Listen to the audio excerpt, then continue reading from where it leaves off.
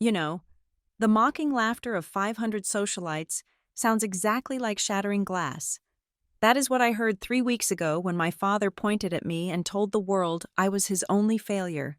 He stood on a stage inside a 60-story tower that only stands because of my signature. I spent 15 years climbing from the bottom just for this moment to pull the plug and watch them sink. My name is Clara Whitman, and if you looked at the guest list for the 40th anniversary gala of the Whitman Group, you would have found my name buried on the very last page. Right between a third-tier supplier of drywall and a distant cousin who had not been sober since the mid-90s. The event was held at the Palmer House Hilton in Chicago, a venue that screams old money and historical significance. The grand ballroom was a cavern of gold leaf, velvet, and enough crystal chandeliers to light up a small runway. It was the kind of place where the air itself smelled expensive, a mixture of heavy perfumes, aged scotch, and the metallic tang of ambition. I sat at table 45, in a room designed to seat 500 of the most influential people in Illinois real estate and politics. Being at table 45 was a deliberate geographical insult. It was located in the far back corner, perilously close to the swinging doors of the kitchen. Every time a waiter rushed out with a tray of filet mignon, I caught a blast of steam and the chaotic noise of dishwashers. This was the designated children's table, for the adults that Thomas Whitman did not know what to do with. I was 34 years old, yet I was seated next to a 19-year-old intern who was too terrified to speak, and an elderly aunt who kept mistaking me for a waitress. From my vantage point in the shadows, I had a perfect view of the high table. It was raised on a dais, bathed in a soft, flattering spotlight that made the silver cutlery sparkle like diamonds. That was where my father, Thomas Whitman, held court. At 60 years old, he was still a handsome man in that shark-like way specific to real estate tycoons. He wore a tuxedo that cost more than most American families make in 3 months, and his silver hair was coiffed to perfection. Next to him sat Elena, his second wife. She was draped in emerald silk that clung to her body, a visual declaration that she was the queen of this kingdom. And then there was Bella Whitman, my half-sister. At 31, she was the physical embodiment of everything Thomas wanted in an heir. She was blonde, statuesque, and wore a white gown that made her look innocent and commanding all at once. She sat to his right, the position of honor. They looked like royalty. They looked like a family. And looking at them from the kitchen doors, I felt that familiar, cold ache in my chest. It was the feeling of being an organ that the body had rejected but failed to expel. I took a sip of my wine. It was a Cabernet Sauvignon, deep red and heavy with tannins. I swirled the liquid in the glass, watching it coat the sides. I had learned a long time ago that alcohol at these events was not for enjoyment. It was a shield. As long as I had a glass in my hand, I had a prop. I had a reason not to talk. I checked my watch. It was 8:45 in the evening. The speeches were about to begin. I just needed to survive another hour, and then I could slip out the side exit, get into my car, and breathe again. The lights in the ballroom dimmed, casting the crowd into a hushed twilight. A single spotlight hit the podium. The chatter died down, replaced by the rustle of silk and the clinking of forks being set down. My father stood up. He buttoned his jacket with a practiced motion and walked to the microphone. He owned the room before he even said a word. That was his gift.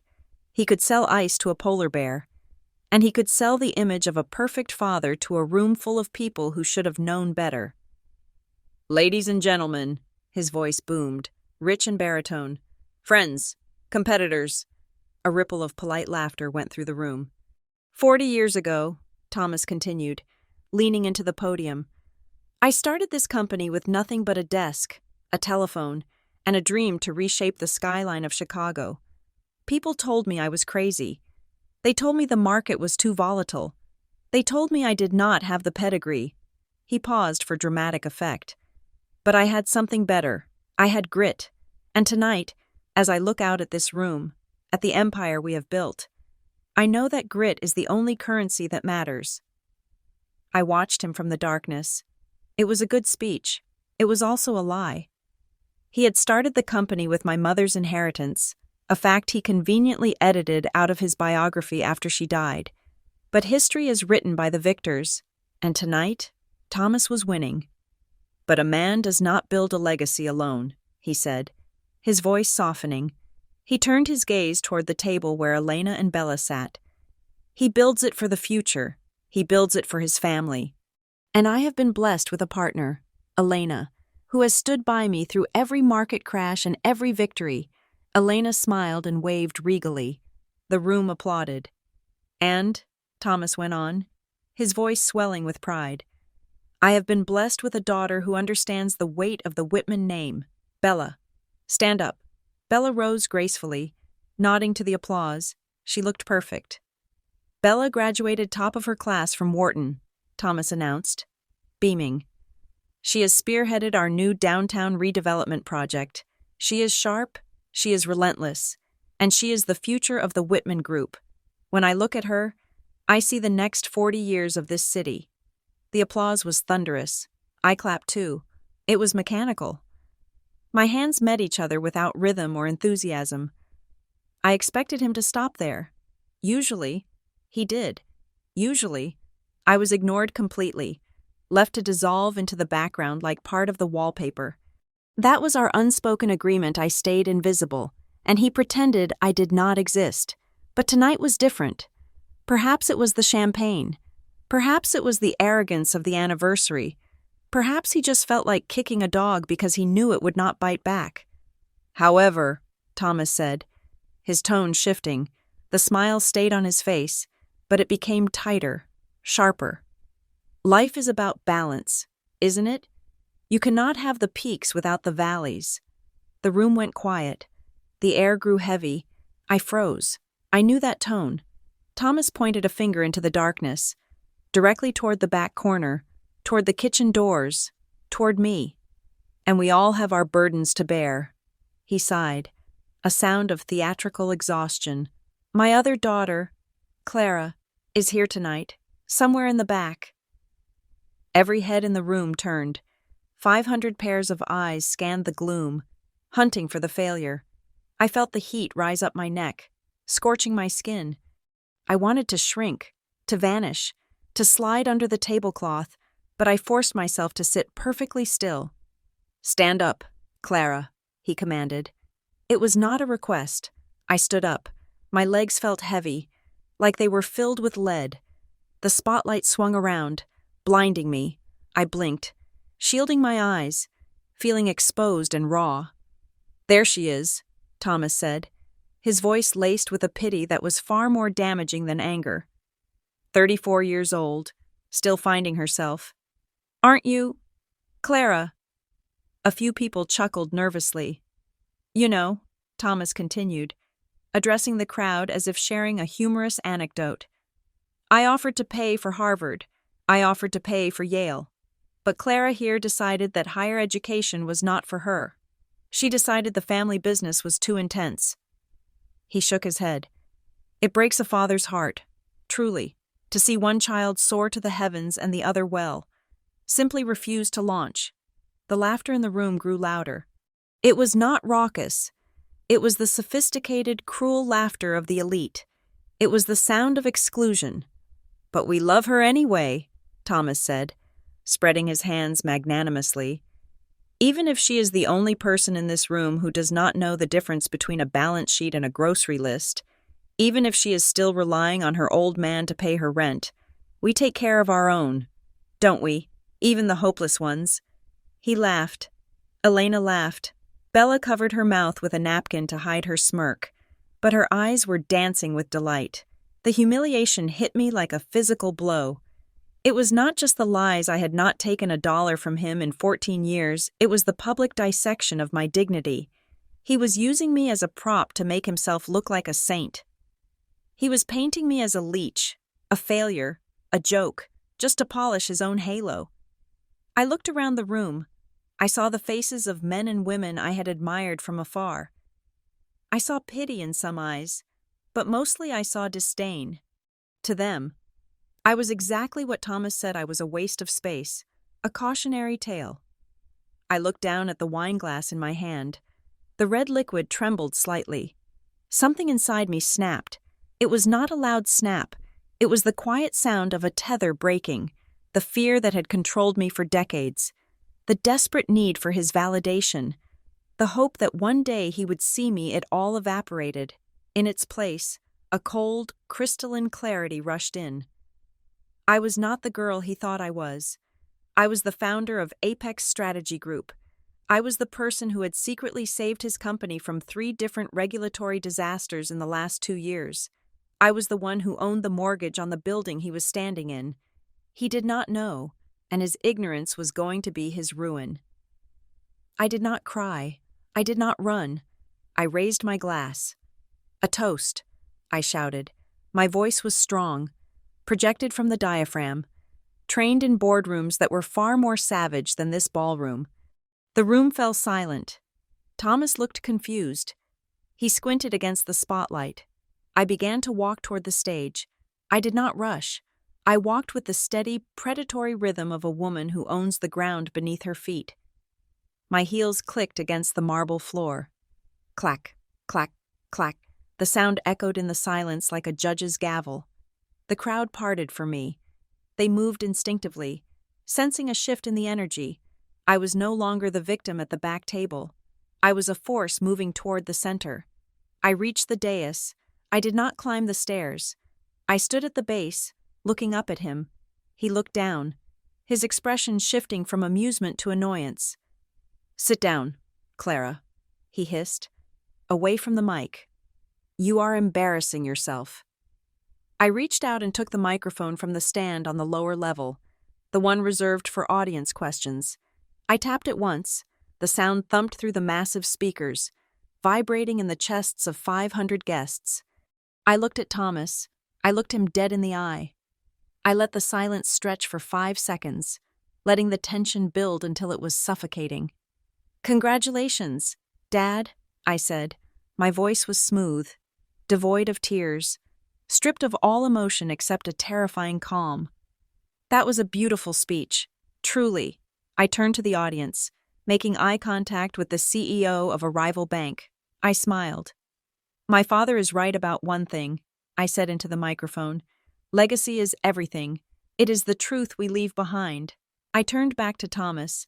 His face was starting to redden. He was about to signal security. I had to make it count. "You called me a failure," I said, my voice dropping an octave, becoming intimate and dangerous. "You called me uneducated. You told these people I live off your charity." I took a step closer to the edge of the stage. "Enjoy this applause. Thomas, memorize the sound of it, because this is the high water mark. You think I am the mistake? You think I am the liability?" I raised my glass of wine toward him in a mock salute. "This is the last time you get to mock me for free." I dropped the microphone. I did not throw it. I simply opened my hand and let it fall. It hit the floor with a deafening thud that made half the room jump. I turned around and walked away. I could feel his eyes boring into my back. I could feel the shock radiating from Bella and Elena. I could hear the murmur starting to rise, the confused whispers of the elite realizing that something unprecedented had just happened. But nobody stopped me. I walked straight down the center aisle, the path reserved for the guests of honor. I held my head high. My heart was pounding against my ribs like a trapped bird, but my face was a mask of stone. I walked past the table where the 19-year-old intern sat with his mouth open. I pushed open the double doors of the ballroom. As the heavy doors swung shut behind me, muffling the noise of the gala, I found myself in the quiet, carpeted hallway of the hotel. I did not stop. I walked past the concierge, past the gold-framed mirrors, and out the revolving doors onto Monroe Street. The Chicago winter hit me instantly. The wind was brutal, a freezing gust that whipped off Lake Michigan and cut through my thin dress like a knife. It bit at my exposed skin, turning my cheeks numb in seconds, but I did not shiver. I stood there on the sidewalk, watching the steam rise from a manhole cover, watching the taxis blur by in streaks of yellow. I took a deep breath. The air tasted of exhaust and snow and freedom. For 34 years, I had been holding my breath, waiting for permission to exist, waiting for an apology that was never going to come. Tonight, amidst the gold leaf and the cruelty, I had finally realized that I did not need his permission. I hailed a cab. As I slid into the back seat, the driver glanced at me in the rearview mirror. "Rough night?" he asked, seeing the grim set of my jaw. I looked out the window at the towering facade of the Palmer house, where my father was likely trying to laugh off my exit as the hysterics of an unstable daughter. "No," I whispered, watching the hotel disappear as we pulled away into traffic. The best night of my life. It was the night Clara Whitman died, and the night the CEO of Apex Strategy Group finally decided to introduce herself to her family. But to understand why that moment meant everything, to understand why I was willing to burn down my own inheritance, you have to understand where I came from. You have to understand the girl who was left behind 14 years ago. You have to go back to the beginning. The Whitman estate in Lake Forest was a sprawling, Georgian-style mansion that looked like it belonged on a postcard. To the neighbors, it was a symbol of old-world elegance. To me, it was a mausoleum. My mother died when I was 12. It was a car accident on an icy road, the kind of sudden, violent event that cleaves a life into two distinct parts, the before and the after. In the past, there was warmth, the smell of baking bread, and a mother who looked at me as if I were the sun. In the after, there was only the echoing silence of hallways that were too wide, and a father who looked at me as if I were a reminder of a debt he did not want to pay. Thomas did not grieve like a normal man. He grieved like an accountant who had lost an asset. He wore black for exactly 3 months, and then, with efficient brutality, he replaced the void. Elena arrived 6 months later. She did not come alone. She brought Bella, her daughter from a previous marriage, a girl who was 3 years younger than me but seemed decades more advanced in the art of manipulation. Elena was beautiful in a sharp, manicured way, the kind of woman whose smile never quite reached her eyes. She moved into our house, and slowly, methodically, she began to rewrite the reality of our lives. It was never overt abuse. Elena was too smart for that. It was a slow drip of poison, a daily erosion of my sanity. She perfected the art of gaslighting before I even knew the word existed. If a vase broke, it was because Clara was clumsy. If Thomas missed an appointment, it was because Clara had forgotten to give him the message. I would protest, tears streaming down my face, insisting that I had never touched the vase, that I had placed the message right on his desk. Elena would just sigh, a long, suffering sound, and touch Thomas's arm. "She is just acting out, Thomas," she would say, her voice dripping with fake sympathy. "It is hard for her, seeing us so happy. We must be patient with her jealousy." And Thomas, who wanted an easy life more than he wanted the truth, believed her. He stopped looking at me with indifference and started looking at me with disappointment. I became the problem child, the broken thing that needed to be managed, while Bella became the angel. The difference in our education was the most glaring evidence of my status. By the time I was 16, Bella had private tutors for French, piano, and calculus. She attended a prep school that cost $40,000 a year. I, on the other hand, was pulled out of private school and sent to the local public high school. Thomas claimed it was to build character, but I knew the truth. He was investing in his preferred stock, while Bella sat in the conservatory learning to play Chopin. I was in the kitchen, scrubbing floors. Elena fired the cleaning staff to save money for Bella's future, which meant the housekeeping fell to me. I would wake up at 5 in the morning to iron Thomas's shirts, go to school, come home, cook dinner, and then study until midnight with a flashlight under my covers so I would not waste electricity. But they made a mistake.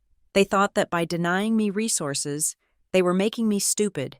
They did not realize that hunger is the best teacher. I read everything I could get my hands on. I spent my weekends at the public library, devouring books on economics, structural engineering, and urban planning. I became obsessed with architecture. I love the idea that you could take chaos and build order from it. I love the idea that a building could stand tall even if the ground beneath it was shaky. The breaking point came when I was 20. I had applied to the School of Architecture at the University of Illinois. I did it in secret, forging my father's signature on the application fee check. When the acceptance letter came, I felt a spark of hope so bright it almost blinded me. It was my ticket out. It was proof that I was not worthless. I waited until dinner to tell them. The table was set with fine china, a stark contrast to the tension in the room. Bella was talking about her upcoming debutante ball, listing the designers she was considering for her dress. "I got in," I said, interrupting her. My voice was shaking. I placed the acceptance letter on the table, right next to the pot roast. "I got into the architecture program. It is one of the best in the country." Elena picked up the letter. She read it with a slight frown. As if it were a parking ticket, she passed it to Thomas. My father wiped his mouth with a linen napkin. He glanced at the letter, then at me. "And?" he asked. "And I need the tuition deposit," I said, my heart hammering against my ribs. "It is due next week. I will work to pay for my living expenses. But I need you to cover the tuition. Please, Dad. This is my future." Thomas laughed. It was a short, dry sound. "Architecture," he said, looking at me with genuine amusement. "Clara, be realistic. That is a field for visionaries, for leaders.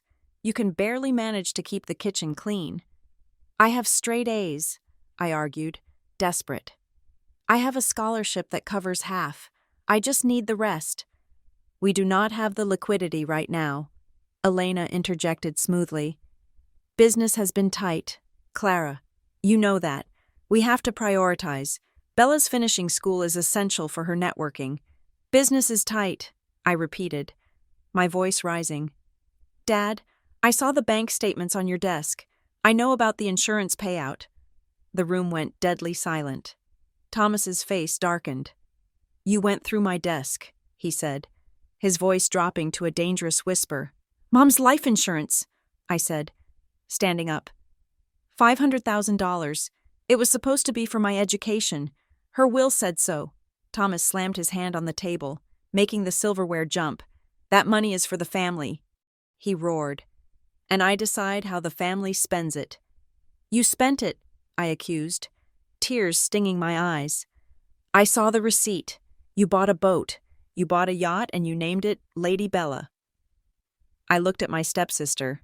She was smirking, twirling a strand of her blonde hair. She knew. They all knew. He had taken the last thing my mother left me, the blood money from her death, and used it to buy a toy for the daughter he actually loved. "The yacht is a business expense," Thomas said coldly. "We use it to entertain clients. It is an investment. You are not an investment. Clara, you are a sunk cost."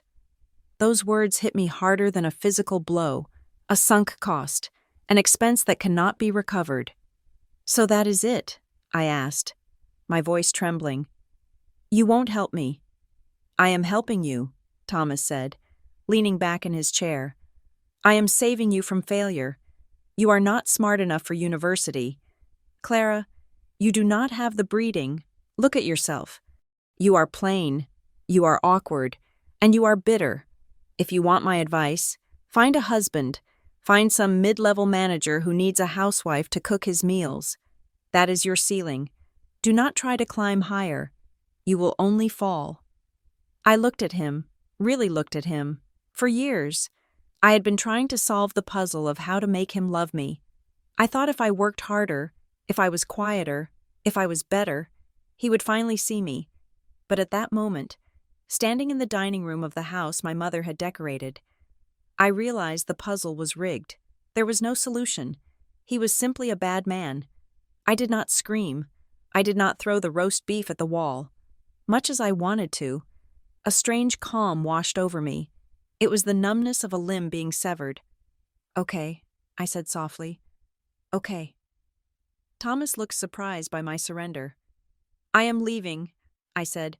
"Do not be dramatic," Elena scoffed. "Sit down and finish your dinner." "I am leaving," I repeated. And I am taking the $500 I made cleaning the garage last summer. If you walk out that door, Thomas said, pointing a finger at me, the same finger he would use 14 years later at the gala. Do not think you can come crawling back. You will be cut off. No money, no references, nothing. You will be dead to us. I have been dead to you since the day Mom died, I said. I went upstairs. I packed a single suitcase. I took my mother's photo, a few changes of clothes, and the acceptance letter. I walked past Bella's room. She was standing in the doorway, watching me. You will be back in a week, she sneered. You do not know how to survive in the real world. Watch me, I said. I walked out of the house and down the long driveway. I did not look back. I walked 3 miles to the train station in the freezing rain. The next 4 years were a blur of exhaustion that I still feel in my bones on cold days. I moved into a basement apartment in the worst part of Chicago. The walls were paper thin, and the roaches were so bold they would crawl across the table while I was eating. I could not afford the tuition for architecture school, so I had to defer. I needed to survive first. I worked 3 jobs, by day. I washed dishes in a diner where the grease coated my skin like a second layer. By evening, I cleaned offices, emptying the trash cans of men who looked like my father. By night, I worked as a switchboard operator for a taxi company, taking calls from drunks and desperate people at 3 a.m. I slept for 4 hours a night. I ate instant noodles and stale bread. My hands became rough and calloused. My back ached constantly. There were nights when I lay on my mattress, shivering because I could not afford heat, and I thought about calling home. I thought about the warmth of the Lake Forest mansion. But then I would remember the yacht, the Lady Bella. And the hate would warm me up faster than any heater. It was during those long, lonely nights at the switchboard that I began to understand the world. I listened to people. I heard their secrets, their panic, their negotiations. I learned that everyone has a breaking point, and everyone has a price. I started reading again. I could not afford college, so I created my own curriculum. I went to the public library and read about corporate law. I read about crisis management. I read about the psychology of power. One night, while I was scrubbing the floor of a law firm, I found a discarded file in the trash. It was a case study of a company that had gone bankrupt because of a PR scandal. I sat on the floor and read it. I saw the mistake they had made. It was so obvious to me. They had tried to hide the truth instead of controlling the narrative. That was the moment. That was the spark. I realized that Thomas was wrong. I did not need to build buildings to be an architect. I could be an architect of situations. I could build strategies. I could design outcomes. I realized that revenge was not about making a scene. It was not about screaming at the people who hurt you. That is what children do. Adults do not scream. Adults calculate. I looked at my reflection in the darkened window of that high-rise office. I was tired. I was poor. And I was alone. But I was not the girl who had walked out of Lake Forest. That girl was soft. This woman was being forged in fire. You want me to be a failure, I whispered to the reflection, speaking to the father who wasn't there. Fine, I will fail at being your daughter, but I will succeed at owning your world. I picked up my mop and finished the floor. But as I worked, I was no longer just cleaning dirt. I was planning. I was learning. I was preparing for the day when I would not be the one holding the mop, but the one holding the deed. And 14 years later, as I stood in the cold wind outside the Palmer house, I knew that the girl in the basement apartment would have been proud. She would have seen the long game. She would have known that every blister, every hunger pang, every moment of humiliation was just tuition. I had paid my dues. Now, it was time to collect. I did not walk across a stage in a cap and gown to receive a diploma. I did not have a dean shake my hand or a proud family cheering in the bleachers. My education was not printed on vellum paper. It was etched into the dark circles under my eyes and the caffeine tremors in my hands. While Bella was partying at ivy-covered frat houses and making connections that her father paid for, I was building a curriculum out of survival. I realized early on that I could not compete with the Ivy League crowd on their terms. I did not have the pedigree or the alumni network. So, I decided to play a different game entirely. I stopped trying to be an architect of buildings and started training to be an architect of crises. I devoured online courses on corporate governance, risk management, and forensic accounting. I spent my meager savings on certifications that most people found boring, but I found fascinating. Certified Turnaround Professional, Crisis Communications Specialist, Fraud Examiner. I discovered I had a specific, peculiar talent. It was like a superpower born from trauma, because I had spent my entire childhood walking on eggshells, constantly scanning my environment for the slightest shift in my father's mood or my stepmother's malice. I had developed a hyper-awareness of systems.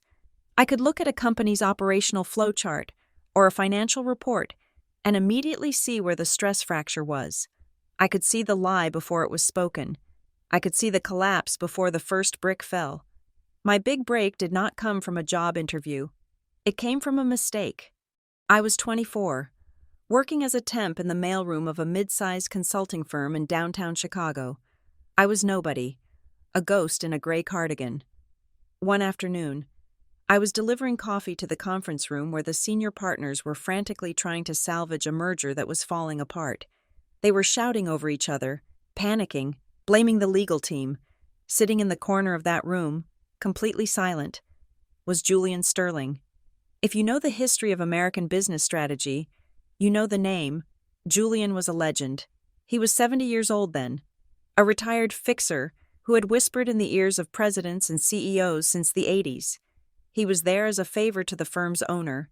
He looked bored, spinning a silver pen between his fingers. I put the coffee down. I glanced at the whiteboard where they had mapped out the merger timeline. I saw the error instantly. It was a regulatory compliance issue in the third quarter projections, a tiny detail about environmental zoning that they had overlooked. If they proceeded, the EPA would shut them down in 6 months. I should have walked out. I should have kept my head down. But the frustration bubbled up. It was so obvious. The zoning permit expires in October, I said. The room went silent. 5 men in expensive suits turned to look at the mailroom girl. "Excuse me?" the lead partner sneered. "The merger timeline," I said, my voice steady despite my racing heart. "You are banking on the factory output continuing through December, but the zoning permit for that district expires in October, and the renewal hearings are backed up for 8 months. You are buying a factory you won't be able to turn on." The partner turned red. "Get out of here. Who asked you?"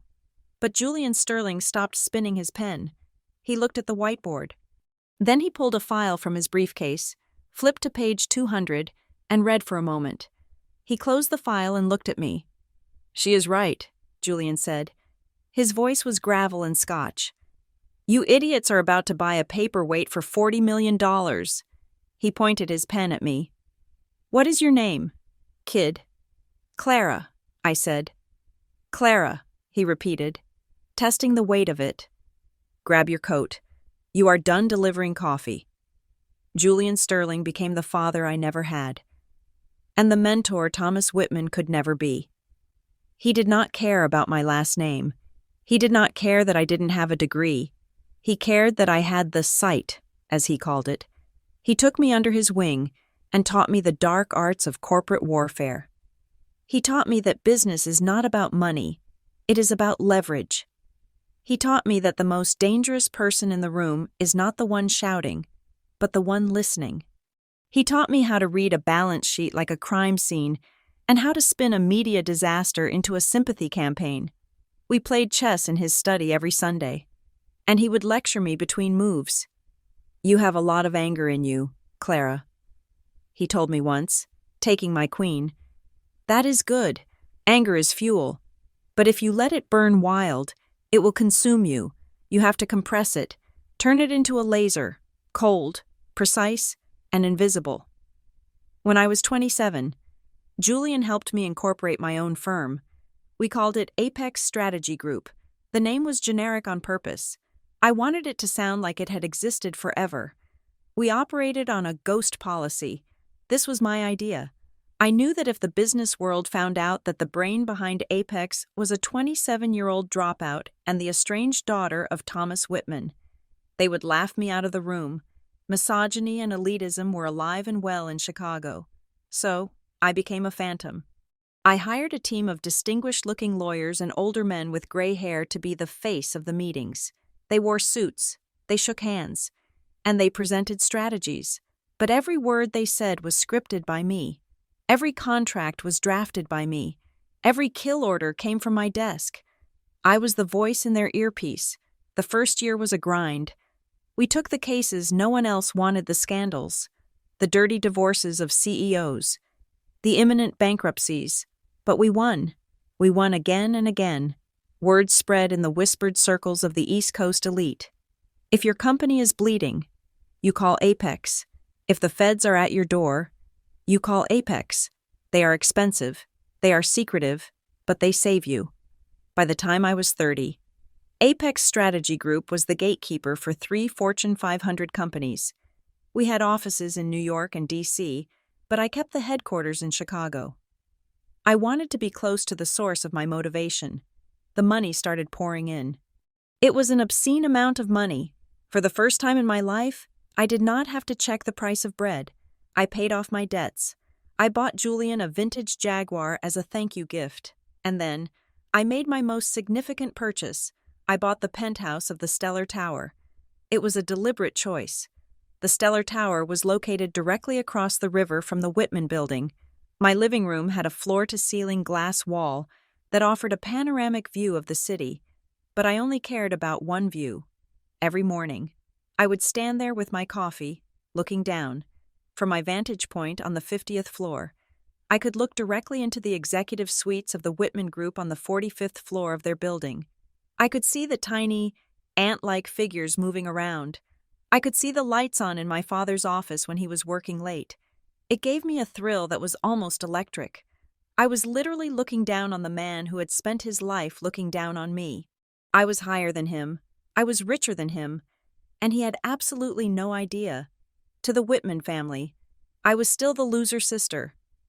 I heard through the grapevine old acquaintances, social media, that they still made jokes about me. Elena told her friends I was probably waiting tables in a dive bar. Bella told her suitors that she had a troubled sister who was mentally unstable.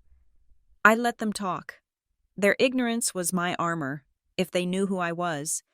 If they knew that the Apex Group they read about in the Wall Street Journal was run by Clara Whitman, they would have been terrified. And fear makes people cautious. I needed them to be arrogant. I needed them to be sloppy. 7 years passed. Apex grew into a titan. I worked 18-hour days, fueled by a hunger that no amount of success could satiate. I had no personal life. I had no boyfriend. I had no hobbies. Apex was my child, my lover, and my weapon. I built a reputation for being ruthless. They called me the Iron Lady of Chicago. Though they did not know my name, they only knew the results. If Apex took you on, you survived. If Apex went after you, you were finished. Then came Tuesday that changed everything.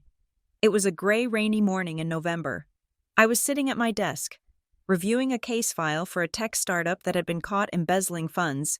My intercom buzzed. It was Sarah, my director of legal affairs, and the only person in the office besides Julian who knew my full history.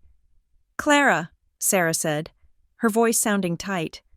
"A courier just dropped off a package. It is a prospective client inquiry. It came through a middleman, a law firm in Boston that we have worked with before. We are not taking new clients until next quarter," I said, not looking up from my screen. "Send the standard rejection letter." "I think you will want to see this one," Sarah said. There was a pause. "The client is confidential," she continued. "But the file name Clara, it is the Whitman Group." My hand froze over the keyboard. The cursor blinked on the screen, a steady, rhythmic pulse. "Bring it in," I said. My voice was a whisper. Sarah walked in a moment later. She placed a thick manila folder on my glass desk. She looked at me with concern. She knew the scars I carried. She knew why I had bought this penthouse. "You do not have to touch this," she said softly. We can burn it. We can pretend it never arrived. I stared at the folder. It was thick, heavy with documents. The label on the front was typed in standard bold font, confidential / inquiry Whitman Group. It felt like the folder was radiating heat. For 14 years, I had stayed away. I had watched from above. I had built my walls. I had prepared for war, but I had never initiated contact. I was waiting for them to make a mistake, and now, here it was. They were not just making a mistake, they were asking for help. They were walking into the lion's den and asking the lion for directions. "Leave me," I told Sarah. She nodded and closed the door. I sat there for a long time, listening to the rain hit the glass.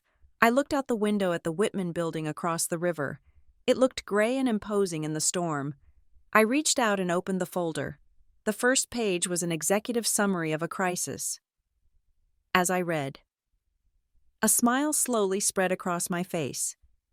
It was not a nice smile. It was the smile of a predator who had just realized the cage door was open. They were in trouble. Deep, systemic, catastrophic trouble. A luxury housing development project called The Harbor was failing. There were whispers of structural issues, bribed inspectors, and a class action lawsuit brewing that could bankrupt the entire company. Thomas was desperate. Bella was incompetent. They needed a miracle. They needed the best crisis management firm in the country. They needed me. I picked up my phone and dialed Sarah back. "Do not send the rejection letter," I said. "What are we going to do?" she asked. I ran my finger over the signature at the bottom of the request letter. It was signed by Bella Whitman, Vice President of Operations. "Set up a meeting," I said, leaning back in my chair, staring at the building across the river where my father was likely pacing in his office, terrified of losing his precious legacy. "But tell them the CEO is unavailable. Tell them they will be dealing with our senior representatives. I want to vet them. I want to see how desperate they really are." "And the fee?" Sarah asked. "Double our standard rate," I said. "And add a clause for full autonomy. If we take the case, we own them." "Understood," Sarah said.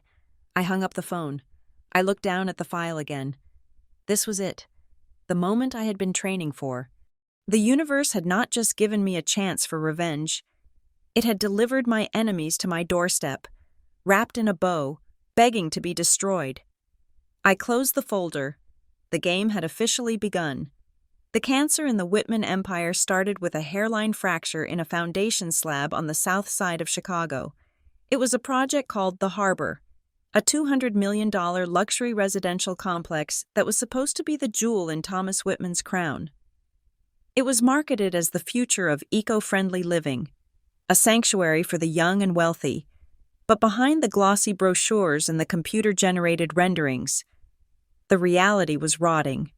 To save money on the bottom line, money that was funneled directly into Bella's personal expense accounts and Thomas's offshore holdings, they had switched the concrete supplier at the last minute. Instead of high-grade, reinforced industrial cement, they used a mixture that was diluted with cheap fly ash. It was structurally sound enough to pass a visual inspection, but chemically unstable enough that it would begin to crumble within 5 years. To hide this, Bella, in her role as director of projects, had authorized payments to 3 different city inspectors. These were not small bribes. We are talking about envelopes stuffed with $10,000 in cash, passed under tables at steak dinners. It was sloppy. It was amateur. And inevitably, it was about to blow up. A whistleblower from the construction crew had threatened to go to the Chicago Tribune. The emails were incriminating. The bank transfers were traceable. If the story broke, the Whitman Group would not just face fines. Thomas and Bella would face federal prison time for fraud and endangerment. They were drowning, and they knew it. I watched the panic unfold from my office across the river. I had tapped into their internal servers months before they even reached out to us. A little trick my IT specialist called passive observation. I read their frantic emails. I saw the draft press releases that were written and deleted. I saw the fear. When they finally contacted Apex Strategy Group, they were not looking for a consultant. They were looking for a priest to absolve them of their sins and a magician to make the bodies disappear. I agreed to take the meeting. But I did not go myself. I sent Sarah, my sharpest litigator, and Michael, a former FBI forensic accountant who now worked for me. I stayed in my office, watching the live video feed from the conference room camera we had installed for quality assurance. On the screen, I saw my family. Thomas looked haggard, his skin gray and pasty. Bella looked annoyed, checking her phone as if a federal indictment was merely an inconvenience to her social calendar. "We need this handled quietly," Thomas told Sarah, his voice trembling slightly. "We cannot afford a media circus.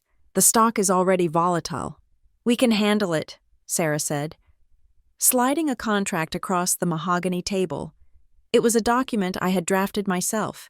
It was 40 pages long, dense with legal jargon. But the most important clause was buried on page 32, section 14B. It was the total transparency clause. It stipulated that in order for Apex to effectively manage the crisis, the client Whitman Group had to grant Apex full, unrestricted access to every single financial record, email server, archived file, and bank account associated with the company and its primary shareholders. It gave us power of attorney over their data. It essentially handed me the keys to their entire kingdom. "Is this standard procedure?" Bella asked. Flipping through the pages without actually reading them, she stopped at the fee schedule. $500,000 a month plus a success bonus. "This is robbery." "It is the price of survival," Sarah said calmly. "You are not paying for our time. Ms. Whitman, you are paying for our silence and our expertise. If you want to go with a cheaper firm, feel free, but the Tribune goes to print on Sunday." Bella scoffed. But she picked up her pen. It was a Mont Blanc, likely paid for with the same embezzled funds that caused this mess.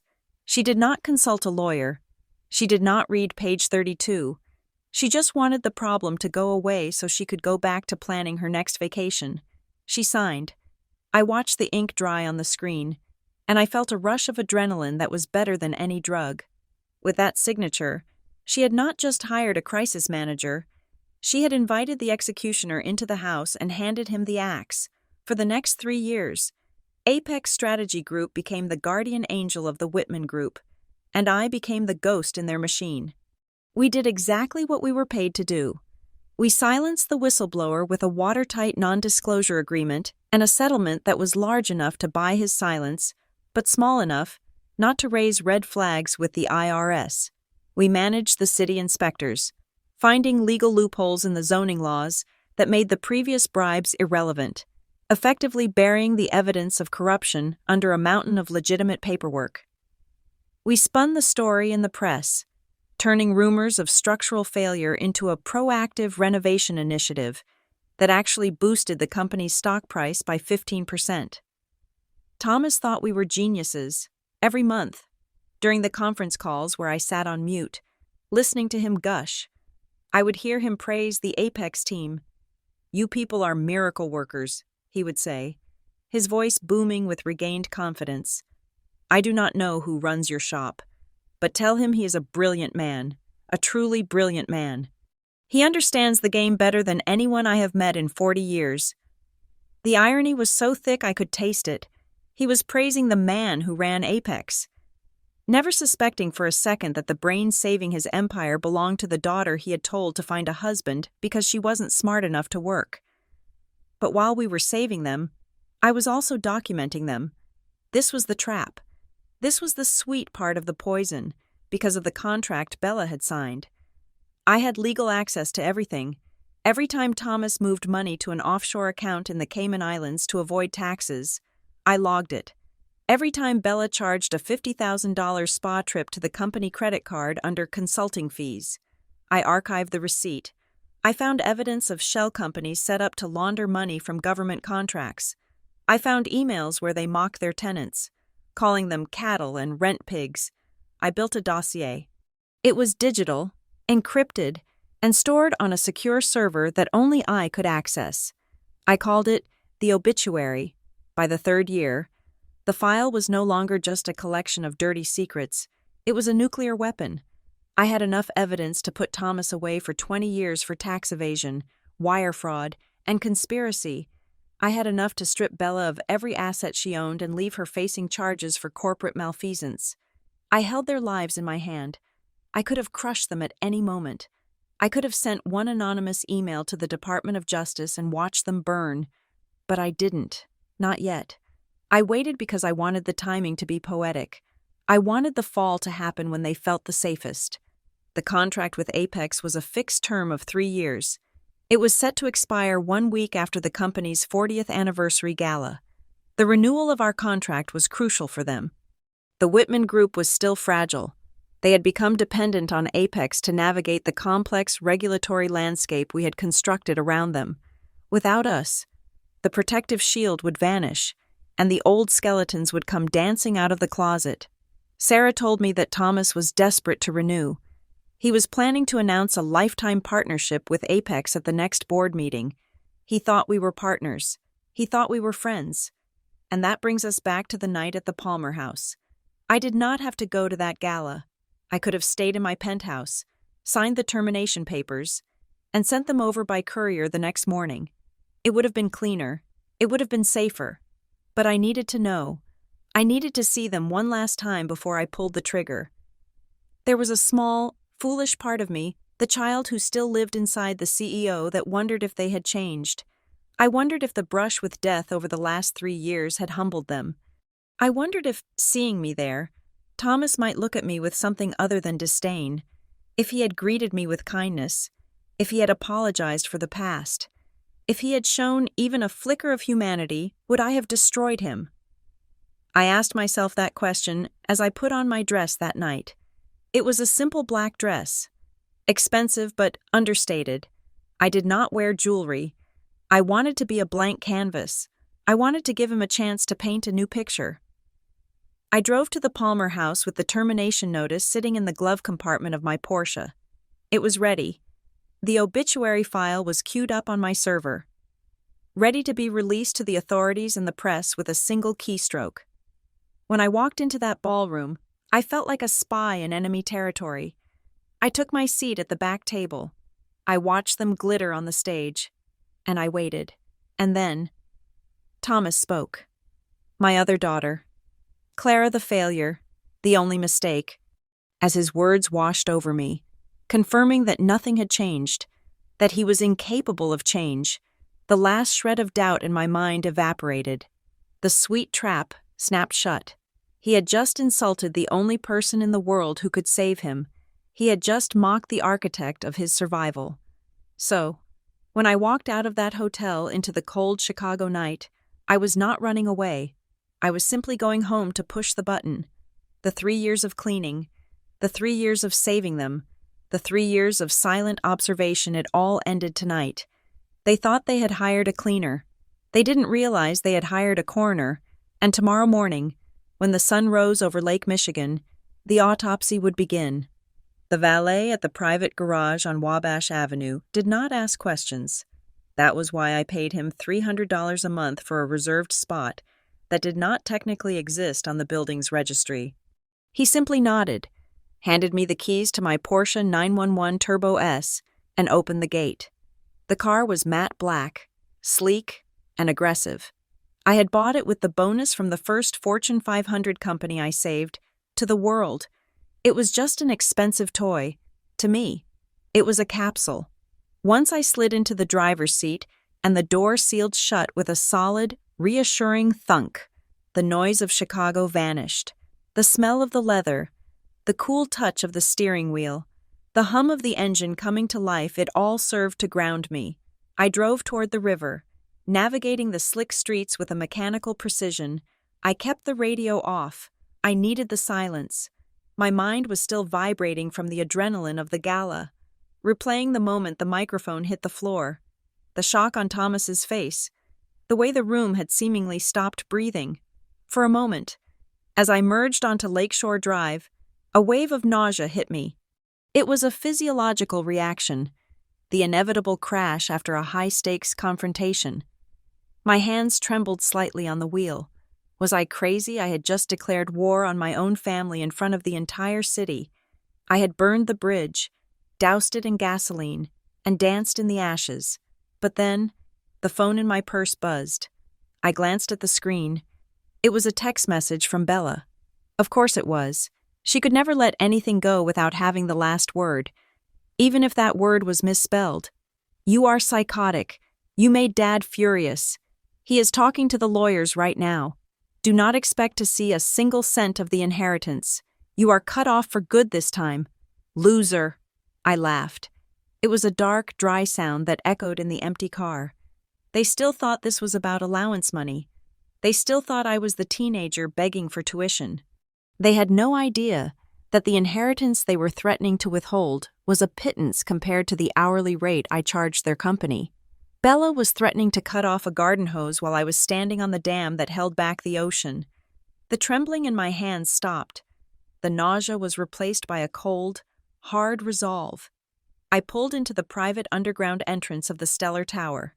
The scanner read my license plate, which was registered to a shell company in Delaware. Untraceable to Clara Whitman, and the gate opened. I parked in my designated spot, right next to the elevator that opened directly into my penthouse. As the elevator rose 50 floors in silence, I pulled out my phone and dialed a number I knew by heart. "It is done," I said the moment the line connected. "Are you all right?" Sarah's voice was calm, but I could hear the underlying tension. She had been on standby all night. "I am fine," I said, stepping out into my living room. The city lights of Chicago were spread out before me through the glass walls, a sprawling grid of gold and amber. Better than fine. He publicly disowned me. He humiliated me. It was the perfect trigger. "So we are moving forward?" Sarah asked. "Activate Phase 2, I commanded. "Terminate the contract, effective immediately. Cite a breach of the morality clause and irreconcilable ethical conflicts." "You know what that will do to them," Sarah said. "If Apex withdraws citing ethics, the market will assume they are committing crimes. It is a death sentence for their reputation." "They are committing crimes. Sarah, we just stopped hiding the bodies." I walked over to the wet bar and poured myself a glass of water. "Send the courier at 8 in the morning. I want the termination notice on Bella's desk before she has even had her latte." "Understood," Sarah said. "Get some sleep. Clara, tomorrow is going to be a bloodbath." I hung up. Sleep was the last thing on my mind. I walked through the dark apartment, the shadows stretching long across the floor. I stopped in front of a large abstract painting in my study. I reached behind the frame and pressed a hidden panel. The wall slid open to reveal a steel safe. I did not keep money in here. I did not keep jewelry. I kept the only thing of value I had left from my childhood. I spun the dial and opened the heavy door. Inside, sitting on a velvet cushion, was a stack of yellowed envelopes and a small, leather-bound journal. These belonged to Rose Whitman, my grandmother, Thomas's mother. The narrative Thomas loved to spin was that he was a self-made man who built the company from the ground up. The truth, which was buried in these papers, was that Rose was the brain. She was a shrewd, formidable woman who had navigated the misogyny of the 1970s to build the foundation of the family wealth. She had seen Thomas for exactly what he was, a charismatic showman with no moral compass. Before she died, when I was 10 years old, she had pulled me aside. I remember her hands were cold, but her eyes were fierce. She had whispered to me, "You have the spark. Clara, you are the only one who has it. Do not let them snuff it out." Thomas had tried to seize her entire estate when she passed. He thought he was the sole heir, but Rose had played one last trick from the grave. She had locked a significant portion of her personal fortune into a blind trust. Designated for the female descendant who demonstrates the capacity for leadership, the terms were incredibly specific. The beneficiary could not access the funds until she was 30 years old, and only if she had generated $1 million in independent wealth first. It was a test, a challenge. Thomas had spent years trying to break that trust. He hired lawyers to prove the terms were invalid. He tried to argue that Bella was the intended heir, but the trust was ironclad. When I turned 30, After Apex had made its first 10 million, the trust unlocked. It was not the money that mattered, though the $20 million certainly helped expand my operations. It was the validation. It was proof that someone had seen me. I picked up the last letter she had written to me. The paper was brittle, smelling faintly of the lavender perfume she used to wear. I sat down in my leather chair and read the words I had memorized 1,000 times. My dearest Clara, if you are reading this, you have survived. I know your father. I know he will try to make you feel small so that he can feel big. He is a man who builds towers to hide his own insecurity. Do not hate him, pity him, but do not let him destroy you. Use your intelligence as both a shield and a sword. Do not let them appraise your value. You are the appraiser. You set the price. The world will try to tell you who you are, but you must answer back louder. Wait for your moment. And when you strike, do not miss. I ran my thumb over her signature. Grandma Rose. She knew. 30 years ago. She knew this night would come. She knew Thomas would push me too far. She knew I would need a weapon. Thomas's fatal mistake was not that he was cruel. It was that he was arrogant. He believed that power was visible. He thought that because he was on the stage, holding the microphone, wearing the tuxedo, he was the one in control. He thought that because I was in the shadows, silent and unseen, I was powerless. He did not understand that in the modern world, true power is invisible.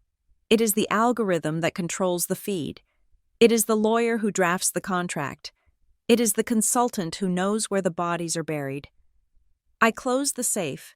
I felt a sense of calm settle over me. I was not acting out of spite. I was fulfilling a legacy. I went to the window and looked out at the city again. Across the river, the lights in the Whitman building were still on. They were probably in the war room right now, screaming at their PR team, trying to draft a statement to explain my outburst. They would be spinning the narrative. They would say I was drunk. They would say I was jealous of Bella. They would say I was mentally unstable. I smiled. Let them talk. Words were wind. Documents were stone. The next morning, the sun rose over a city that was already buzzing with gossip.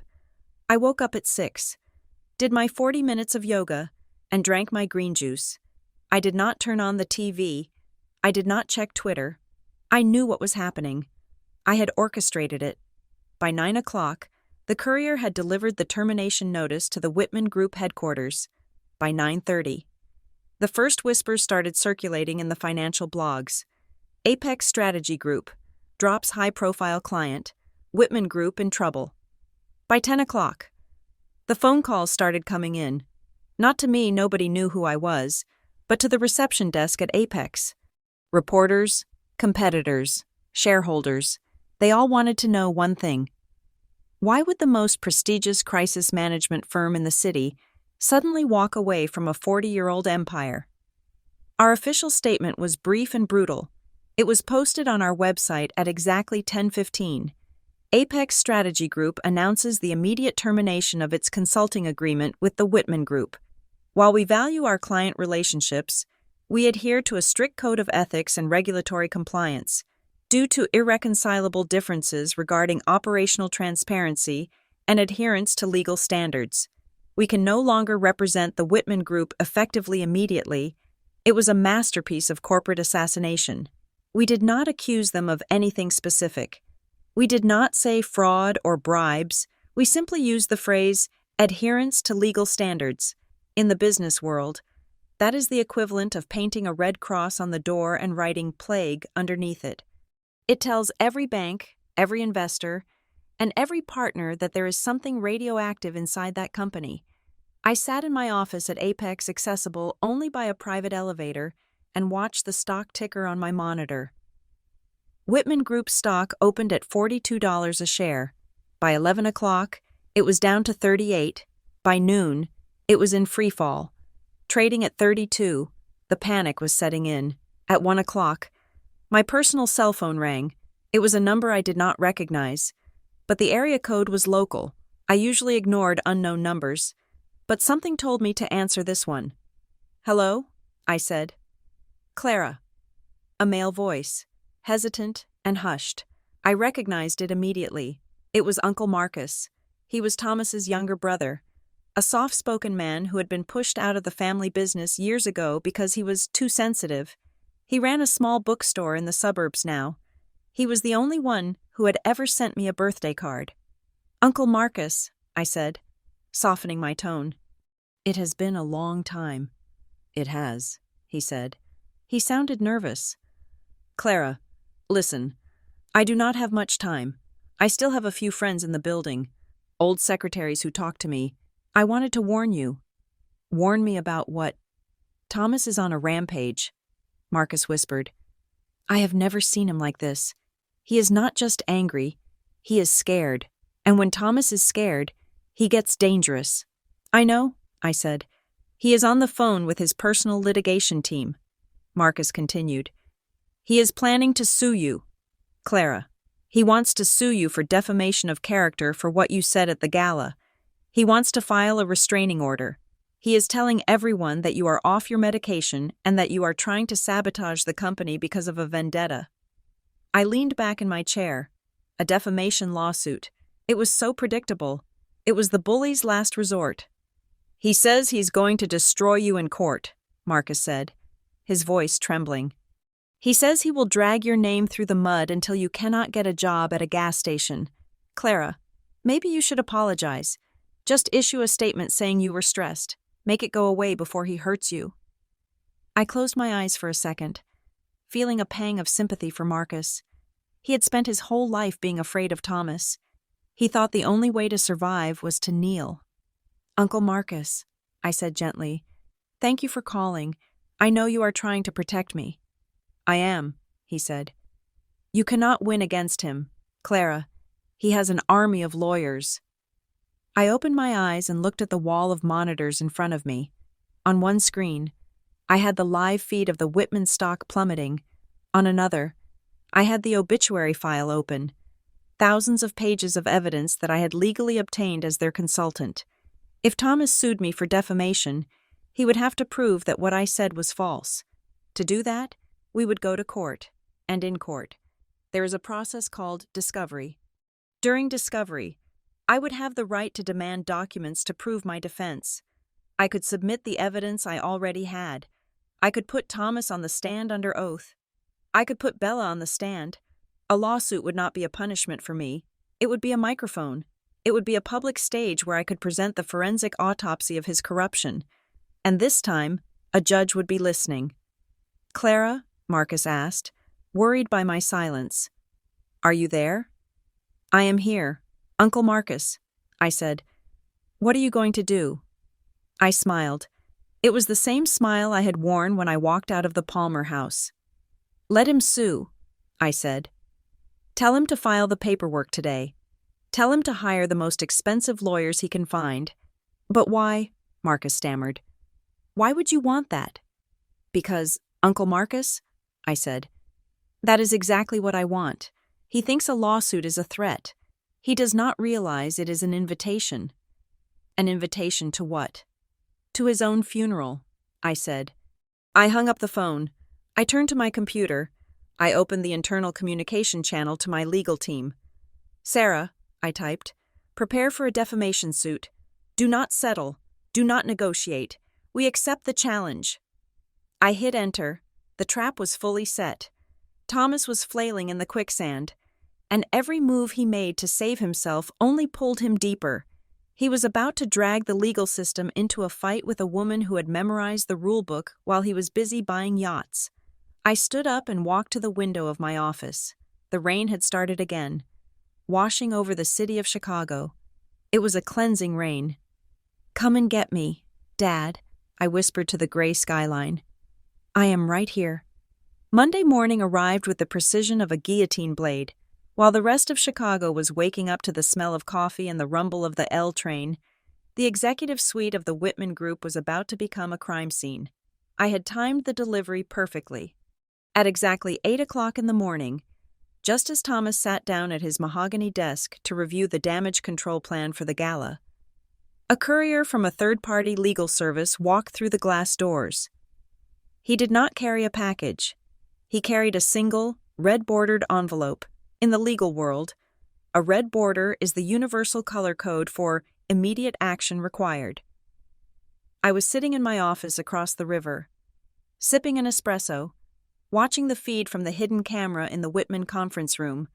I saw the receptionist hand the envelope to Thomas's executive assistant. I saw the assistant pale as she read the return address, Apex Strategy Group, Legal Division. She walked into Thomas's office. I switched camera feeds. Thomas opened the envelope. He used his gold letter opener, a gift from a senator he had bribed years ago. He pulled out the single sheet of heavy, cream-colored paper. I knew exactly what it said. I had drafted every word. Notice of immediate termination of services.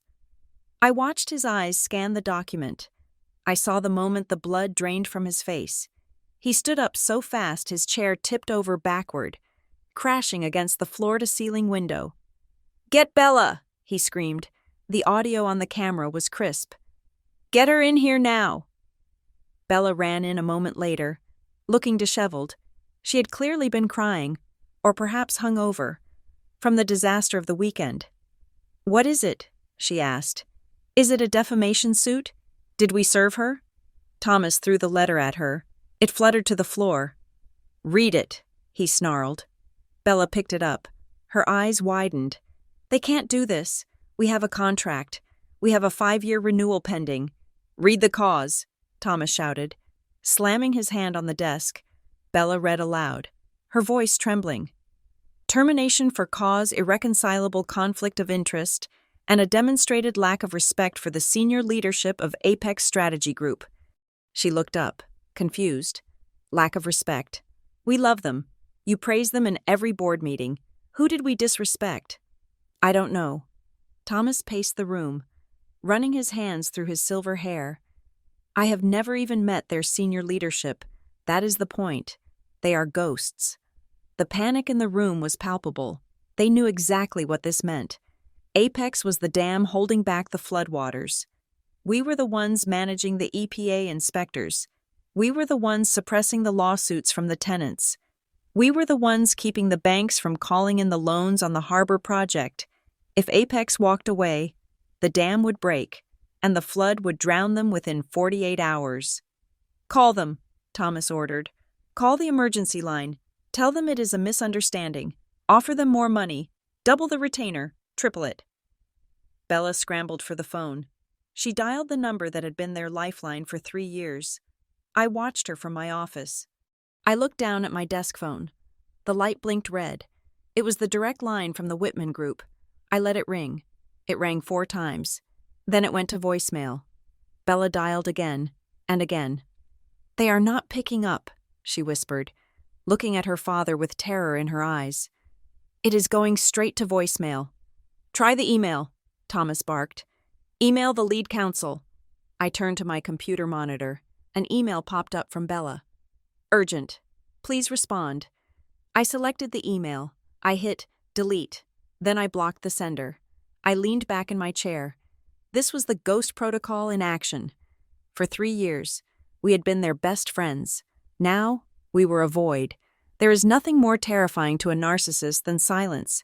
It denies them the ability to negotiate, to manipulate, to charm. It leaves them alone with their own reflection. By noon, the silence had leaked out of the building. I had instructed my team to casually mention the termination to a few key contacts in the financial sector. Nothing official, just whispers over lunch. "Did you hear Apex dropped Whitman?" "Yeah. Ethical violations. Must be bad if Apex won't touch it." At 12:30, the stock market reacted. The Whitman Group ticker symbol, WGRP, flashed red. It dropped 2 points, then 4, then 10. I watched the chaos unfold on the monitors. Thomas was on the phone with 3 bankers at once, trying to reassure them that the rumors were false. But the bankers weren't stupid. They knew that when a crisis firm fires a client, it is because the ship is already underwater. Bella, in a fit of panic, decided to do what she did best: blame someone else. She stormed out into the open-plan office of the project management floor. I switched the camera feed to the hallway. "Who talked?" she screamed at her staff. She was a good worker. She just had terrible bosses. By 5 o'clock in the evening, The Whitman Group was a smoking ruin. The stock had closed down 18%. The phones were ringing off the hook with angry investors, and Thomas and Bella were sitting in the executive suite, surrounded by half-eaten sandwiches and cold coffee, looking like two captains watching the water rise on the Titanic. "We need to find him," Thomas said, his voice hoarse. "The owner of Apex. The man behind the curtain. He is the only one who can stop this." "But we don't know who he is," Bella sobbed. "Nobody knows. He is a myth." "He is a businessman," Thomas insisted. "Every man has a price. We just need to get in a room with him. If I can look him in the eye, I can sell him. I can convince him to come back." I smiled. He still believed in his own magic. He still thought he could charm the devil. It was time to send the invitation. I opened a new browser window. I logged into an old Gmail account that I hadn't used in 14 years, Clara, student, arch@gmail.com. It was the email address I had used in college. The one Thomas had mocked when he refused to pay my tuition. It was a digital relic of the girl he had thrown away. I composed a new message. To Thomas, Whitman, at whitmangroup.com. Subject, the meeting you desperately need. I typed 3 sentences. "I heard you are looking for the owner of Apex Strategy Group. He is willing to meet you, but only you, Elena, and Bella. Tomorrow morning, 10 o'clock, come to the penthouse boardroom at the Stellar Tower." I hit send. I watched the camera feed in Thomas's office. A moment later, his computer died. He squinted at the screen. He clicked the mouse. "What the hell?" he muttered. "What is it?" Bella asked, wiping her eyes. "It is an email from Clara," Thomas said, sounding baffled. "Clara?" Bella scowled. "What does she want? Is she gloating?" "Read it," Thomas said, pointing at the screen. Bella leaned in. She read the email. She frowned. "Why is Clara sending us an invite to meet the owner of Apex? Does she work for him?" "She must," Thomas said, a sudden look of realization crossing his face. "Of course, that is why she was so confident at the gala. She must be his secretary, or maybe his mistress." "Gross," Bella said. "But it makes sense. That is how she knew about the conflict of interest. She probably saw the paperwork on his desk." "She is trying to broker a meeting," Thomas said, standing up. "She is trying to buy her way back into the family. She knows she went too far, and now she is trying to fix it by giving us access to her boss." I laughed out loud in my office. The level of delusion was breathtaking, even when staring at the truth. They twisted it to fit their narrative. They could not conceive of a world where I was the boss. In their minds, I could only be the assistant, the mistress, the bridge to real power. "The Stellar Tower," Thomas said, looking out the window at the gleaming skyscraper across the river, my building. "What is the Apex headquarters? I thought they were in New York." "They must have a satellite office here," Bella said. "It is the most expensive building in the city." 10 o'clock, Thomas said, checking his watch. "We will be there, and we will bring the checkbook. We are going to buy this man, whoever he is, and then we are going to tell him to fire Clara." "Absolutely," Bella agreed, her arrogance returning now that she saw a path out. "We will make that a condition of the new contract. She gets fired, and we get saved." I closed my laptop. "Oh, you will get saved. All right," I whispered. "Saved from your own ignorance." The night passed slowly. I spent it reviewing the obituary file one last time. I printed out 3 specific documents and placed them in a leather folder. I checked the audio system in the boardroom. I checked the lighting. I wanted everything to be theatrical. I wanted the stage to be set for the final act. Tuesday morning dawned cold and bright. The sky was a piercing blue, the kind of deceptive beauty that Chicago does so well in the winter. At 9:45, I saw them. I stood by the window of the 50th floor. Looking down, I saw 3 figures exit the front doors of the Whitman building. Thomas, in a charcoal gray suit that cost $5,000, Elena, wrapped in a fur coat that was likely illegal in 3 states, and Bella, wearing a power suit that looked sharp enough to cut glass. They looked like warriors going to battle. They looked like royalty. They walked across the Wabash Avenue Bridge. I watched them cross the river that separated their crumbling kingdom from my fortress. They were walking with purpose, heads held high, ignoring the reporters who were camped out in front of their building shouting questions about the stock price. They entered the lobby of the Stellar Tower. I pressed the intercom button on my desk. "Security," a deep voice answered. "They are here," I said. "Send them up, bypass the reception, send them directly to the private elevator for the penthouse boardroom. Yes, Ms. Whitman." I walked into the boardroom. It was a massive space, dominated by a 30-foot table made of reclaimed black walnut. The walls were glass, offering a 360-degree view of the city. Directly across, framing the view like a portrait of failure, was the Whitman building. I placed the leather folder on the table at the head seat. I did not sit down. I stood by the window, my back to the door. I wanted them to see the silhouette first. I wanted them to wonder. I wore a white suit today, sharp, tailored, pristine. It was the color of mourning in some cultures, and the color of rebirth in others. Today, it was both. I heard the elevator chime. The heavy doors slid open with a smooth, hydraulic hiss.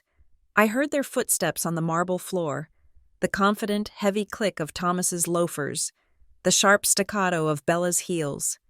"Hello?" Thomas's voice boomed. "We are here to see the CEO."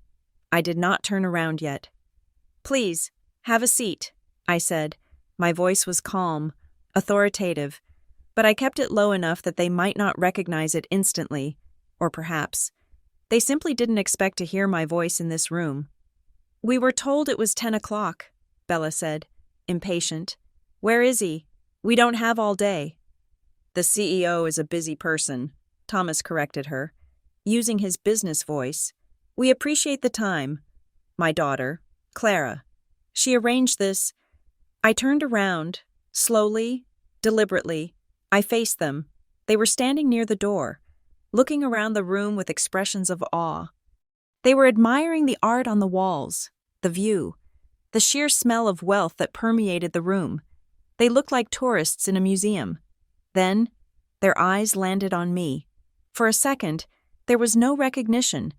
They just saw a woman in a white suit, standing at the head of the table, a woman who looked powerful. Then, Bella squinted. "Clara?" she asked. Her voice was a mixture of confusion and annoyance. "What are you doing here? The email said the owner would meet us. Did you bring the coffee?" She looked at my hands, expecting to see a tray. Thomas stepped forward, his face hardening. "Clara, this is not a game. Where is your boss? We need to speak to the man in charge." I smiled. It was a genuine smile. It was the smile of a chess player who had just moved her pawn to the final square and watched it become a queen. "Please," I said, gesturing to the 3 empty chairs at the far end of the table. "Sit down." "I am not sitting down until I see the CEO." Thomas spat. "Stop wasting our time. Go get him." I walked over to the head chair. I pulled it out. The leather creaked softly. "You can sit," I said, locking eyes with my father. "Or you can leave. But if you leave, the termination stands, and by Friday, the FBI will be seizing your hard drives." Thomas froze. The mention of the FBI hit him like a taser. He looked at Elena. Elena looked terrified. "Sit," Thomas whispered. They sat. They looked small in the oversized chairs. They looked like children called to the principal's office. I remained standing. I placed my hands on the table, leaning forward slightly. "You are looking for the owner of Apex Strategy Group," I said. "Yes," Thomas said. "Is he coming?" "He is not coming," I said. "Why not?" Bella demanded. "Because," I said, "he does not exist." I paused for effect. Apex Strategy Group does not have a male owner. It never did. It was founded 7 years ago by a woman who needed a shield to do business in a city run by men like you. I saw the gears turning in Thomas's head. He was slow, but he was getting there. He looked at the room. He looked at me. He looked at the confidence in my posture, the cut of my suit, the way I commanded the space. "No," he whispered, "that is impossible." "You called my team geniuses," I said softly. "You said the person running Apex was a brilliant man. You said I should be more like him." I reached into the leather folder. I pulled out the incorporation documents of Apex Strategy Group. I slid them down the long black table. They slid smoothly, stopping right in front of Thomas. "Read the name on the bottom line, Dad." Thomas looked down. His hands were shaking so hard the paper rattled against the wood. He read the signature, Clara Whitman, founder and CEO. The silence that followed was heavier than the building itself. It was a vacuum. It sucked the air out of the room. Bella's mouth fell open. Elena gasped, clutching her pearls. Thomas turned a shade of gray that I had never seen on a human being before. "You," Bella squeaked, "you run Apex." "I am Apex," I corrected her. "I am the one who saved your zoning permits. I am the one who bribed the union leaders to stop the strike last year. I am the one who hid the offshore accounts." I walked around the table, moving closer to them. "And I am the one," I said, stopping right behind Thomas's chair, leaning down to whisper in his ear, "who you called worthless on Saturday night." Thomas looked up at me. His eyes were wide, filled with a horror that went beyond business. It was the horror of a man realizing that the monster under his bed was his own creation. "Clara," he stammered, "this is a joke. You were the one cleaning the garage." "I was," I said, standing up straight. "And while I was cleaning, I was watching. And while you were mocking me, I was building this." I spread my arms, encompassing the room, the building, the city. "Welcome to my world. Thomas, you are not the client anymore. You are the defendant." I walked back to the head of the table and sat down. "Now," I said, opening the file, "let's talk about the terms of your surrender. To understand the full magnitude of the devastation that occurred in that boardroom, you have to understand the silence that preceded it. My executive assistant, a woman named Grace who had been with me since the startup days in the basement, led the Whitman family into the main conference room at exactly 10 o'clock. This room, known internally at Apex as the glass box, was designed for intimidation. It was soundproof, encased in floor-to-ceiling glass, and kept at a temperature of exactly 68 degrees, just cold enough to make a nervous person shiver. Grace did not offer them coffee. She did not offer them water. She simply pointed to the 3 chairs on the left side of the long black walnut table and said, "The CEO will be with you shortly." Then, she walked out and the heavy glass door sealed shut with a magnetic lock. I was standing in the observation room next door, watching them through the one-way mirror. This was the first phase of the negotiation, the wait. In the world of high-stakes business, time is the ultimate weapon. If you make a billionaire wait 5 minutes, he gets annoyed. If you make him wait 10 minutes, he gets angry. But if you make him wait 30 minutes, he begins to question his own reality. He starts to wonder if he matters as much as he thinks he does. I watched Thomas check his Patek Philippe watch 4 times in the first 5 minutes. He paced the length of the room, rehearsing his pitch to the empty air. He adjusted his tie. He wiped sweat from his upper lip. Elena sat perfectly still, clutching her Hermes bag like a shield, her eyes darting around the room, assessing the cost of the furniture. Bella was the most restless. She tapped her long fingernails on the table. She pulled out her phone to check Instagram, but I had installed a signal jammer in the room. No signal, no distraction, just the 3 of them, trapped in a glass cage, stewing in their own anxiety. By 10:30, the air in the room was thick with tension. Thomas was no longer pacing. He was slumped in his chair, his confidence eroding with every ticking second. He looked smaller. The titan of industry was being reduced to a petitioner in a waiting room. "It is time," I whispered to Sarah, my general counsel. I did not enter through the main glass door. I entered through the private executive entrance at the head of the room, a door that blended seamlessly into the wood paneling. I stepped inside. I was not wearing the invisible cloak of the forgotten daughter anymore. I was wearing a bespoke white suit tailored in Milan, structured and sharp enough to draw blood.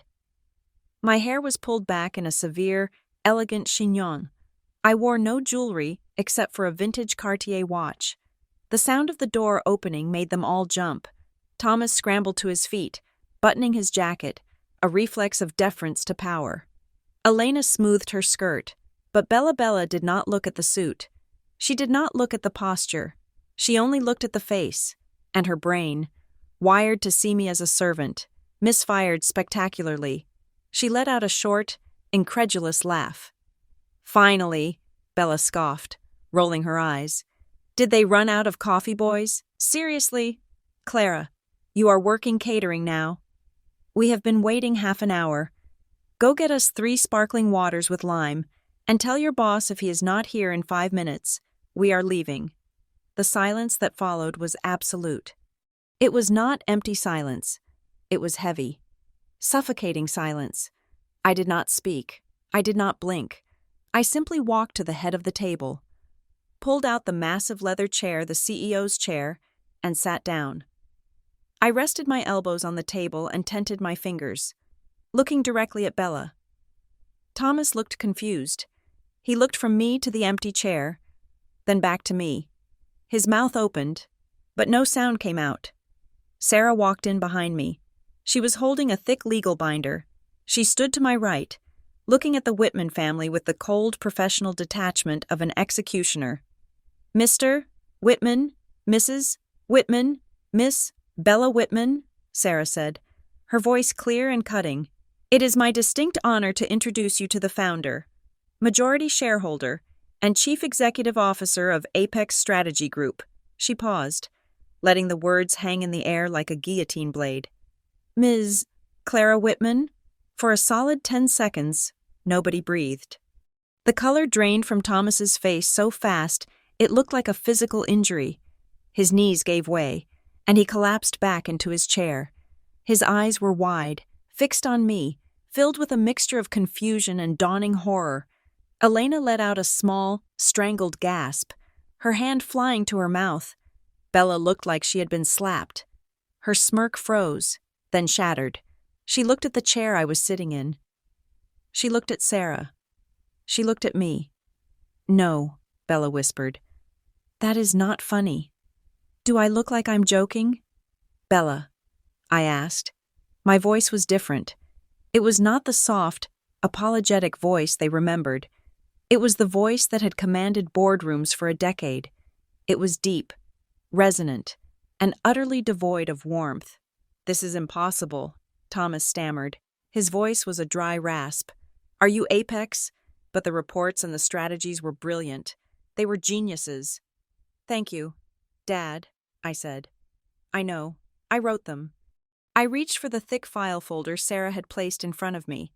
I opened it with a deliberate slowness. "For 3 years," I said, "I have been the one keeping you out of prison. I have been the one cleaning up Bella's messes. I have been the one saving your legacy."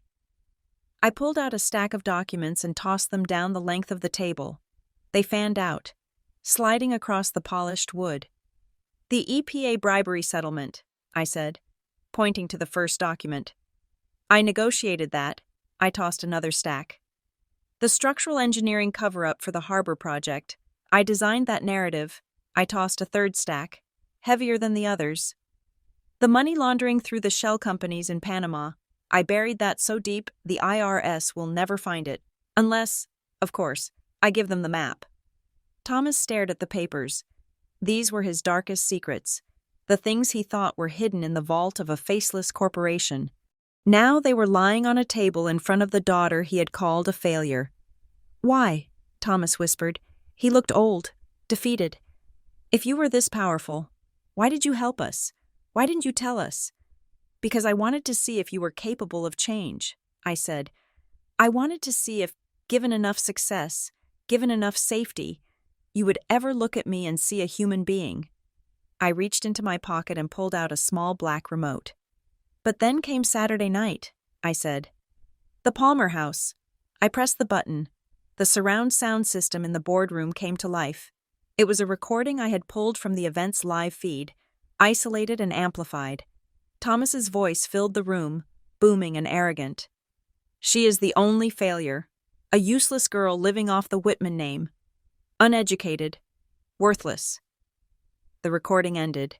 The echo of the word, worthless, seemed to bounce off the glass walls. I looked at Thomas. He was trembling. He could not meet my eyes. "That was the moment you breached the contract, Thomas," I said softly. "You mocked your savior. You spit in the face of the only person holding the roof up over your head." Thomas swallowed hard. He looked up, and I saw the shift in his eyes. The shock was fading, replaced by the desperate cunning of a salesman trying to close a bad deal. He leaned forward, putting on his best fatherly face, the one he used for cameras. "Clara," he said, his voice shaking with feigned emotion. "Sweetheart, you have to understand. That speech was a tactic. It was tough love." I raised an eyebrow. "Tough love?" "Yes," Thomas insisted, gaining momentum. "I knew you had potential. I knew you were smart, but you were too passive. I had to push you. I had to be hard on you to make you fight. Look at you now. You are a CEO. You are a shark. I did this. Clara, I made you this way. I was the villain so you could be the hero. Don't you see? I was proud of you the whole time." It was a masterful performance. It was also disgusting. "Do not lie to me," I said. My voice was like ice cracking. "You did not do this to motivate me. You did this because you are a small, insecure man who was terrified that his daughter might be smarter than him. You did not want a successor. Thomas, you wanted a mirror." "We are family," Thomas pleaded, standing up. "Clara, please. The company and the employees, if Apex leaves. Everything collapses. You can't do this to your own blood." "I am not doing it," I said. "You did it. You built a house of cards on a foundation of fraud. I just decided to stop holding it up." I closed the file folder with a sharp thud. "The contract is terminated," I announced. "Effective immediately. My legal team has already filed the papers. We are withdrawing all counsel." "You can't!" Bella shrieked, finding her voice. "We will be arrested, the concrete, the bribes, everything will come out." "Yes," I said calmly. "It will. And without Apex to spin it, I imagine the district attorney will be very interested in your emails, Bella, especially the ones where you joke about cheap materials." "Clara, please," Thomas begged, tears actually forming in his eyes now. "I will give you anything. I will give you shares. I will give you a seat on the board. 50% ownership. Just make it go away." "I don't want your shares," I said. "I have my own company, and it is worth 3 times what yours is." I stood up. "You have 24 hours to transition your files," I said. "After that, Apex wipes its hands of the Whitman Group. Good luck with the inspectors. Dad, I hear they are very thorough." I turned to leave. That was when Elena snapped. The facade of the elegant socialite cracked, revealing the vicious woman underneath. She slammed her hand on the table, her face twisted in an ugly snarl. "You ungrateful little brat!" she screamed. "After everything we gave you, we put a roof over your head. We fed you. And this is how you repay us. You are a monster. You are just like your mother. Cold, heartless, and manipulative." I stopped. I did not turn around. I simply reached out and pressed a small red button on the wall panel next to the door. The door slid open instantly. 2 large security guards in dark suits stepped in. "Escort these trespassers out of the building," I said, my voice bored. "And if they scream again, call the police." "You will rot in hell for this," Elena was screaming as the guards grabbed her arms. "You will die alone, Clara, alone." "Better alone than with you," I said. The guards dragged them out. Thomas was limp, stumbling like a man in a trance. Bella was sobbing hysterically. Elena was spitting curses. The door slid shut, cutting off the noise instantly. Silence returned to the glass box. I stood there for a moment, looking at the empty chairs. I looked at the view of the city. My heart was pounding, not with fear, but with the rush of a clean kill. I looked at Sarah. She was smiling a small, tight smile. "That went well," she said. "It is not over," I said, walking toward the private exit. "That was just the eviction. Now comes the demolition." I kept my word. At exactly 1 minute past noon on Tuesday, the legal blockade that Apex Strategy Group had maintained around the Whitman empire evaporated. We did not fire a single shot. We simply packed up our shields and went home. We withdrew our motions to dismiss the tenant lawsuits. We stopped responding to the EPA inquiries. We canceled the scheduled lunch meetings with the city inspectors. The effect was instantaneous and catastrophic. It was like watching a diver whose oxygen line had been cut. For the first few minutes, they think they are fine. They are still swimming. But the suffocation has already begun. By Wednesday morning, the Chicago Tribune ran the headline that Thomas had spent 3 years paying us to suppress crumbling dreams the harbor project declared unsafe.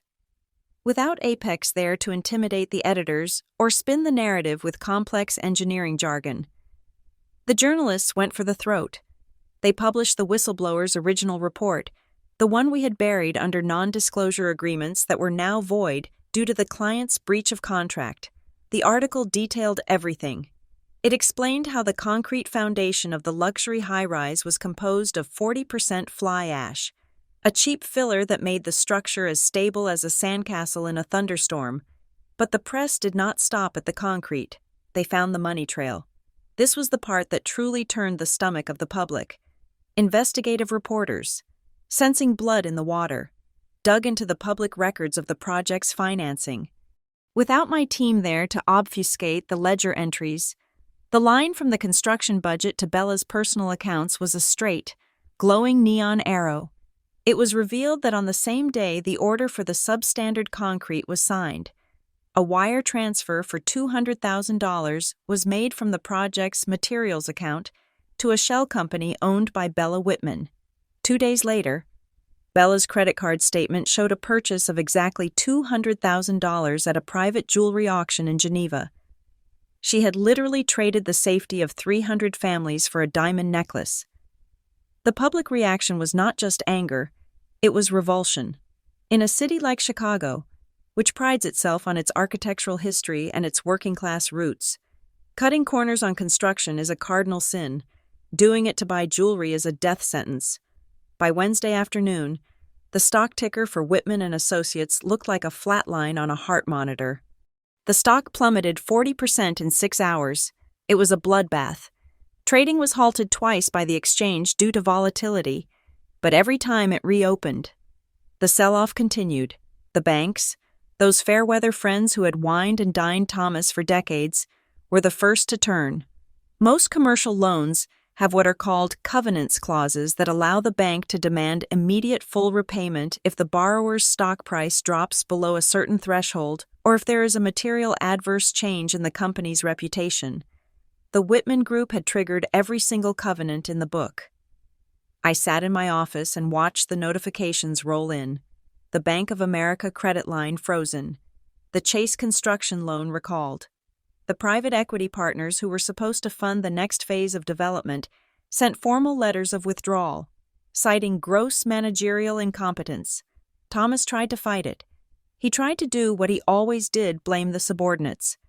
He held a press conference on the steps of his building on Thursday morning. It was a pitiful spectacle. He looked 10 years older than he had at the gala. His suit was rumpled. He was sweating despite the freezing wind. "These are rogue actions by low-level employees," he shouted into a thicket of microphones. "I had no knowledge of the materials. I'm a victim here. Nobody bought it. A tomato, thrown by a protester in the crowd, splattered against the stone pillar next to his head. Then, nature took its course. Midway through the press conference, as Thomas was screaming about a conspiracy against him, he suddenly clutched his left arm. His face turned an alarming shade of purple. He stumbled, grasping for the podium, and then collapsed onto the concrete. It was a mild myocardial infarction, a heart attack brought on by extreme stress. I knew his medical history. I knew he had high blood pressure. I had even reminded him to take his medication in previous years. But the world had lost its capacity for sympathy. As the paramedics wheeled him into the ambulance, the cameras were still rolling. The headlines the next hour were not "Real estate mogul hospitalized."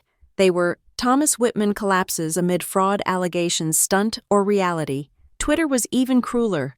Users made memes of his fall, captioning it with "When the audit hits." The narrative had shifted so completely that even his genuine physical suffering was viewed as another manipulation tactic. He had cried wolf too many times. Now, even the wolf was laughing at him. I sent flowers to the hospital, white lilies. The card simply read, "Get well soon. The deposition is next week," while Thomas lay in a hospital bed, hooked up to monitors. The social exile began. The Chicago elite are a fickle species. They smell failure like sharks smell blood. The same 500 people who had laughed at me at the Palmer House, the ones who had toasted Thomas's legacy, began to scrub their social media feeds. Photos of them with Thomas or Bella disappeared. The invite to the upcoming opera ball, which the Whitmans had chaired for a decade, was quietly rescinded. I received a call from the membership director of the Lakeshore Country Club, the club where I had been forced to wait in the servants' area as a child while Thomas played golf.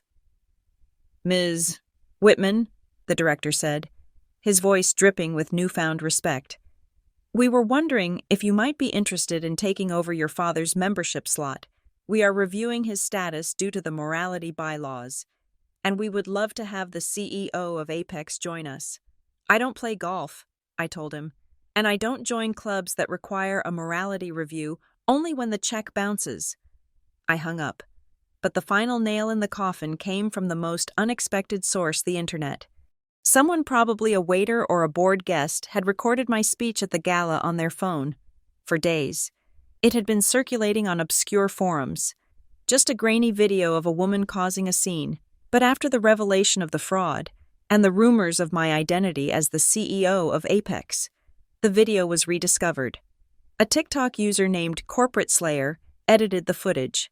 They spliced my speech, "This is the last time you get to mock me for free," with clips of the news reports about the Whitman fraud. They added a caption, "The moment the CEO of Apex ended them."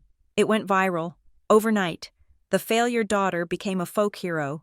I was no longer Clara the outcast. I was Clara the Avenger, the revenge queen. Comments poured in by the millions.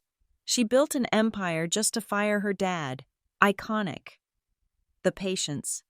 She waited 3 years. That is not revenge. That is art. I want to work for her. I want to be her. I watched the view count tick up 5 million, 10 million, 20 million. It was surreal. I had spent my life trying to be invisible. And now, my face was on every screen in America. But this time, I wasn't being defined by Thomas's insults. I was being defined by my own actions. With Thomas incapacitated and the public baying for blood, the board of directors of the Whitman Group had to make a sacrifice. They needed a head on a pike to appease the shareholders and the Department of Justice. They chose Bella on Friday afternoon, exactly 1 week after the gala. The board held an emergency meeting. They did not invite Bella to sit in. They invited her to stand and listen. I had a source in the room, Linda, the compliance officer I had hired immediately after Bella fired her. Linda kept her phone line open so I could listen. "Ms. Whitman," the chairman of the board said. His voice was cold iron. "In light of the revelations regarding the harbor project and the direct link between company funds and your personal expenditures, the board has voted unanimously to terminate your employment, effective immediately." "You can't do this," Bella screamed. I could hear the hysteria in her voice. "My father is the majority shareholder. He will fire all of you." "Your father is in the cardiac care unit," the chairman replied.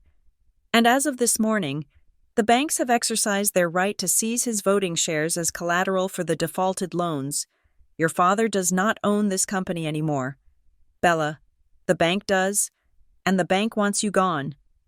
"I am a victim," Bella shrieked. "I didn't know about the concrete. It was the contractors."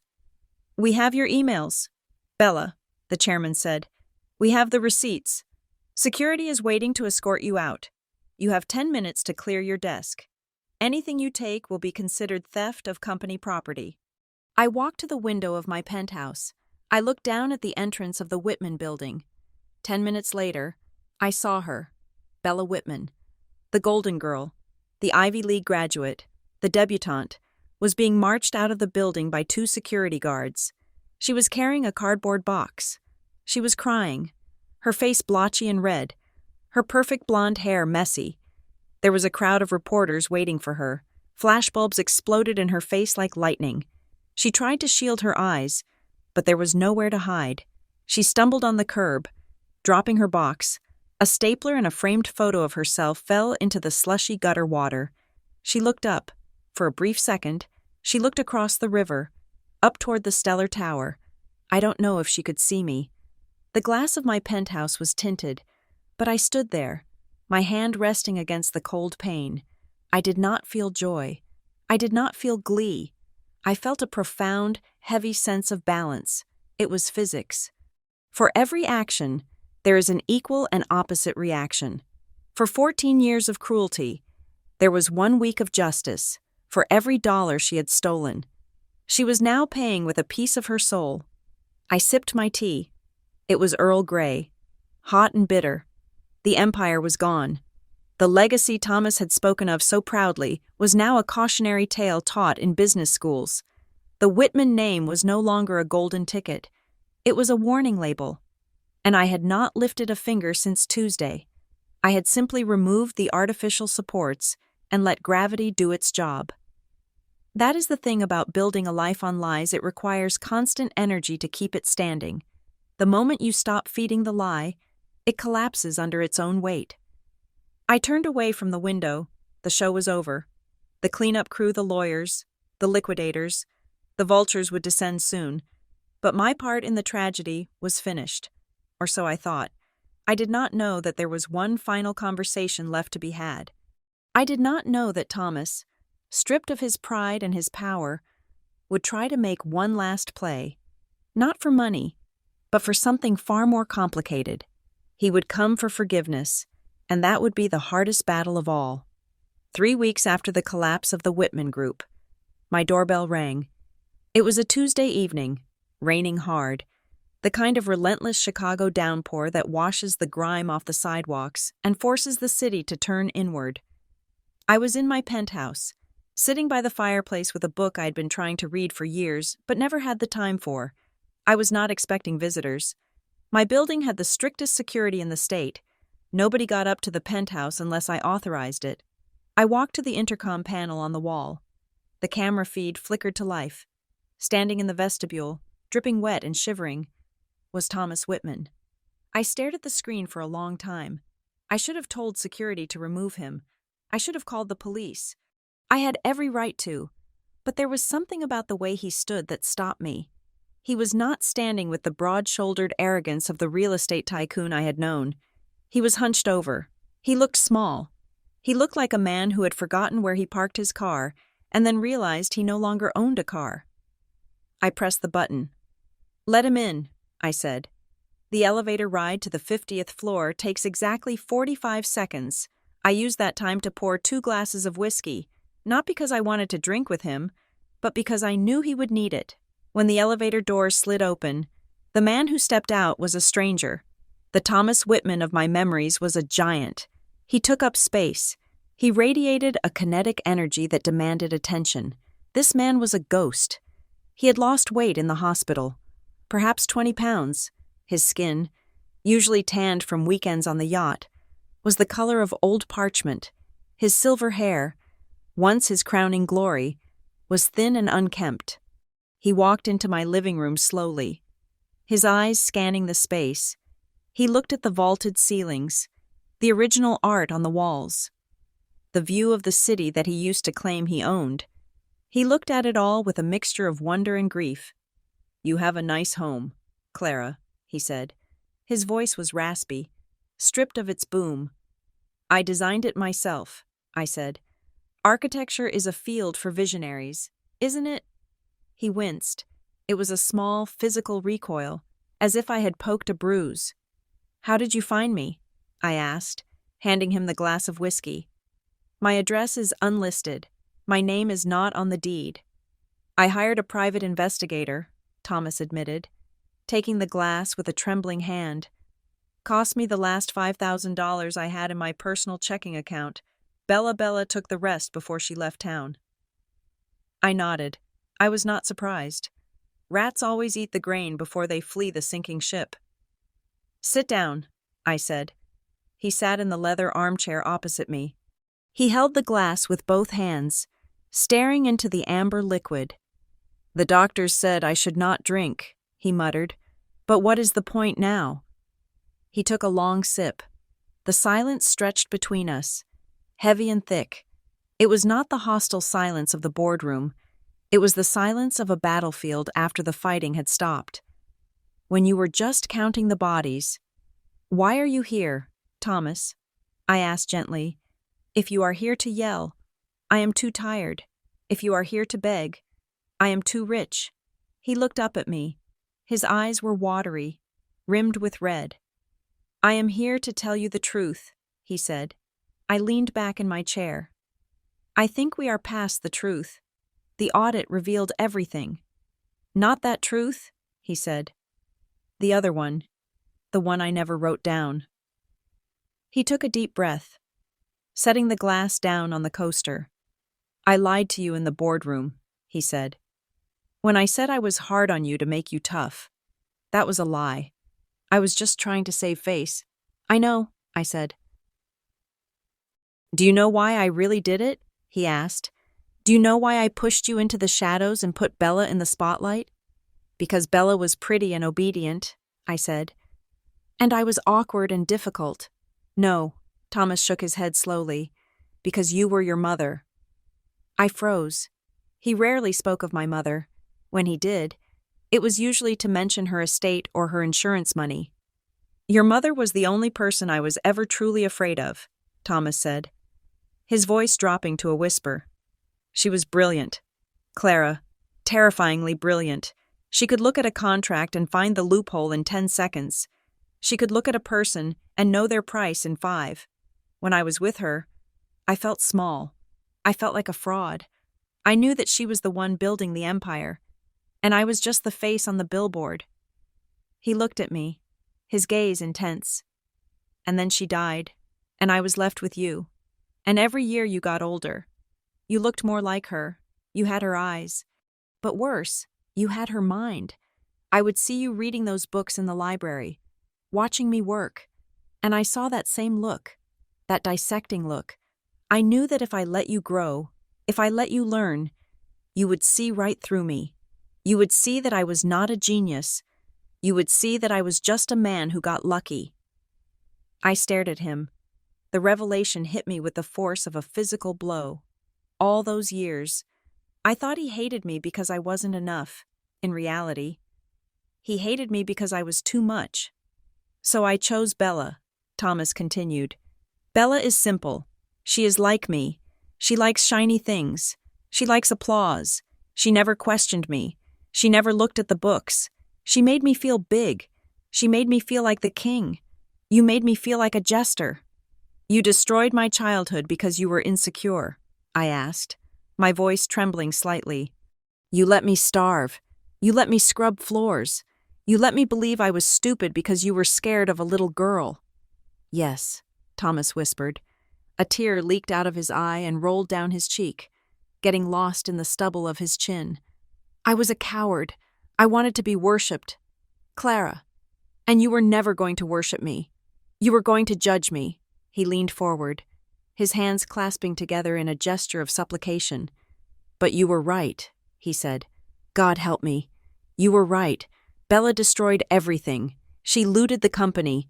She abandoned me the second the money ran out. And you built a fortress. He reached into his jacket pocket and pulled out a folded document. It was crumpled and stained with coffee rings. The board is gone, he said. The banks are moving to liquidate on Monday, but there is a loophole. There is always a loophole. He pushed the paper across the coffee table toward me. I still have the voting rights for the founding shares for another 48 hours, he said. I can transfer them. I can name a successor. If I sign the company over to you, if I make you the chairman and CEO, the banks will back off. They trust you. They know Apex. They will refinance the loans if they know Clara Whitman is at the helm. I looked at the paper. It was a transfer of power. It was the crown. It was the thing I had dreamed of when I was 16 years old. Crying in my pillow. It was the validation of my bloodline. Take it, Thomas urged. Save the company. Clara, it is your name on the door. It is your legacy. You are the only one who can fix it. You are the only Whitman left. I looked at the document. Then I looked at the fire crackling in the hearth. For a moment, I considered it. I imagined walking into the Whitman building as the savior. I imagined the headlines. Daughter returns to save father's empire. It was a seductive narrative. It was the classic hero's journey. But then I remembered the concrete. I remembered the bribes. I remembered the rot. No, I said. Thomas blinked. What? I don't want it, I said calmly. But it is the Whitman Group, he cried. It is worth millions, even with the debt. The brand alone. The brand is poison, Dad, I said. The Whitman name stands for fraud. It stands for arrogance. It stands for crumbling foundations. I stood up and walked to the window. The rain was lashing against the glass, blurring the lights of the city. I don't need your legacy, I said, looking at my reflection in the dark glass. I have my own. Apex is not just a company. It is a philosophy. We fix things. We don't cover them up. If I took over your company, I would spend the next 10 years apologizing for your mistakes. I am done cleaning up your messes. Then let it die, Thomas asked, his voice breaking. 40 years of work, just let it turn to dust. It is already dust, I said. You just haven't noticed the wind yet, I turned back to him. But, I said. I did buy something. Thomas looked confused. The building, I said. The Whitman Tower. The bank put the deed up for auction yesterday in a private sale to cover the immediate interest payments. A holding company called Rosewood LLC bought it this morning for $60 million. Thomas's eyes widened. Rosewood? That is you? Grandma Rose, I said with a small smile. I named it after her. You bought the headquarters. Thomas sat up straighter, a glimmer of hope returning to his eyes. So you are going to keep it. You are going to keep the offices. I am going to keep the building, I corrected him. But not the offices. I walked over to the shelf and picked up a rolled-up blueprint I had been working on for the last week. I unrolled it on the coffee table in front of him. This is the new plan for the Whitman Tower, I said. He looked down. He saw the drawings. He saw the open spaces, the libraries, the lecture halls, the dormitories. What is this? He asked. It will be called the Whitman Institute for Architecture and Design, I said. It is a non-profit center. It will provide full scholarships, housing, and mentorship for students from low-income backgrounds who want to study architecture but can't afford the tuition. I looked at him, letting the irony sink in. It is for the kids who are uneducated, I said, using his own words. It is for the kids who are told they are not smart enough. It is for the kids who are told to go find a husband or a wife because they don't have the breeding to be visionaries. Thomas stared at the blueprints. His hands shook. He understood. I was turning his monument to greed into a monument to the very people he had despised. I was taking the symbol of his exclusion and turning it into a beacon of inclusion. You are erasing me, he whispered. No, I said. I am correcting you. He slumped back in the chair. The fight went out of him completely. He looked like a balloon that had been punctured. He realized, finally, that he had lost everything. He had lost the money. He had lost his reputation. And now, he had lost the last hope of his name surviving in the way he wanted. I have nothing, he said. The words were hollow. I have no home. Bella sold the lake house. The penthouse is foreclosed. I am staying in a motel by the airport. I felt a pang of pity. Not love, but pity. The same way you pity a wounded animal that has bitten you. You don't want to hug it, but you don't want it to suffer needlessly. I set up a trust for you, I said. He looked up, surprised. It is small, I said. It pays out $3,000 a month, enough for a small apartment and groceries. It is contingent on one thing: you never speak to the press again. You disappear. Thomas, you retire.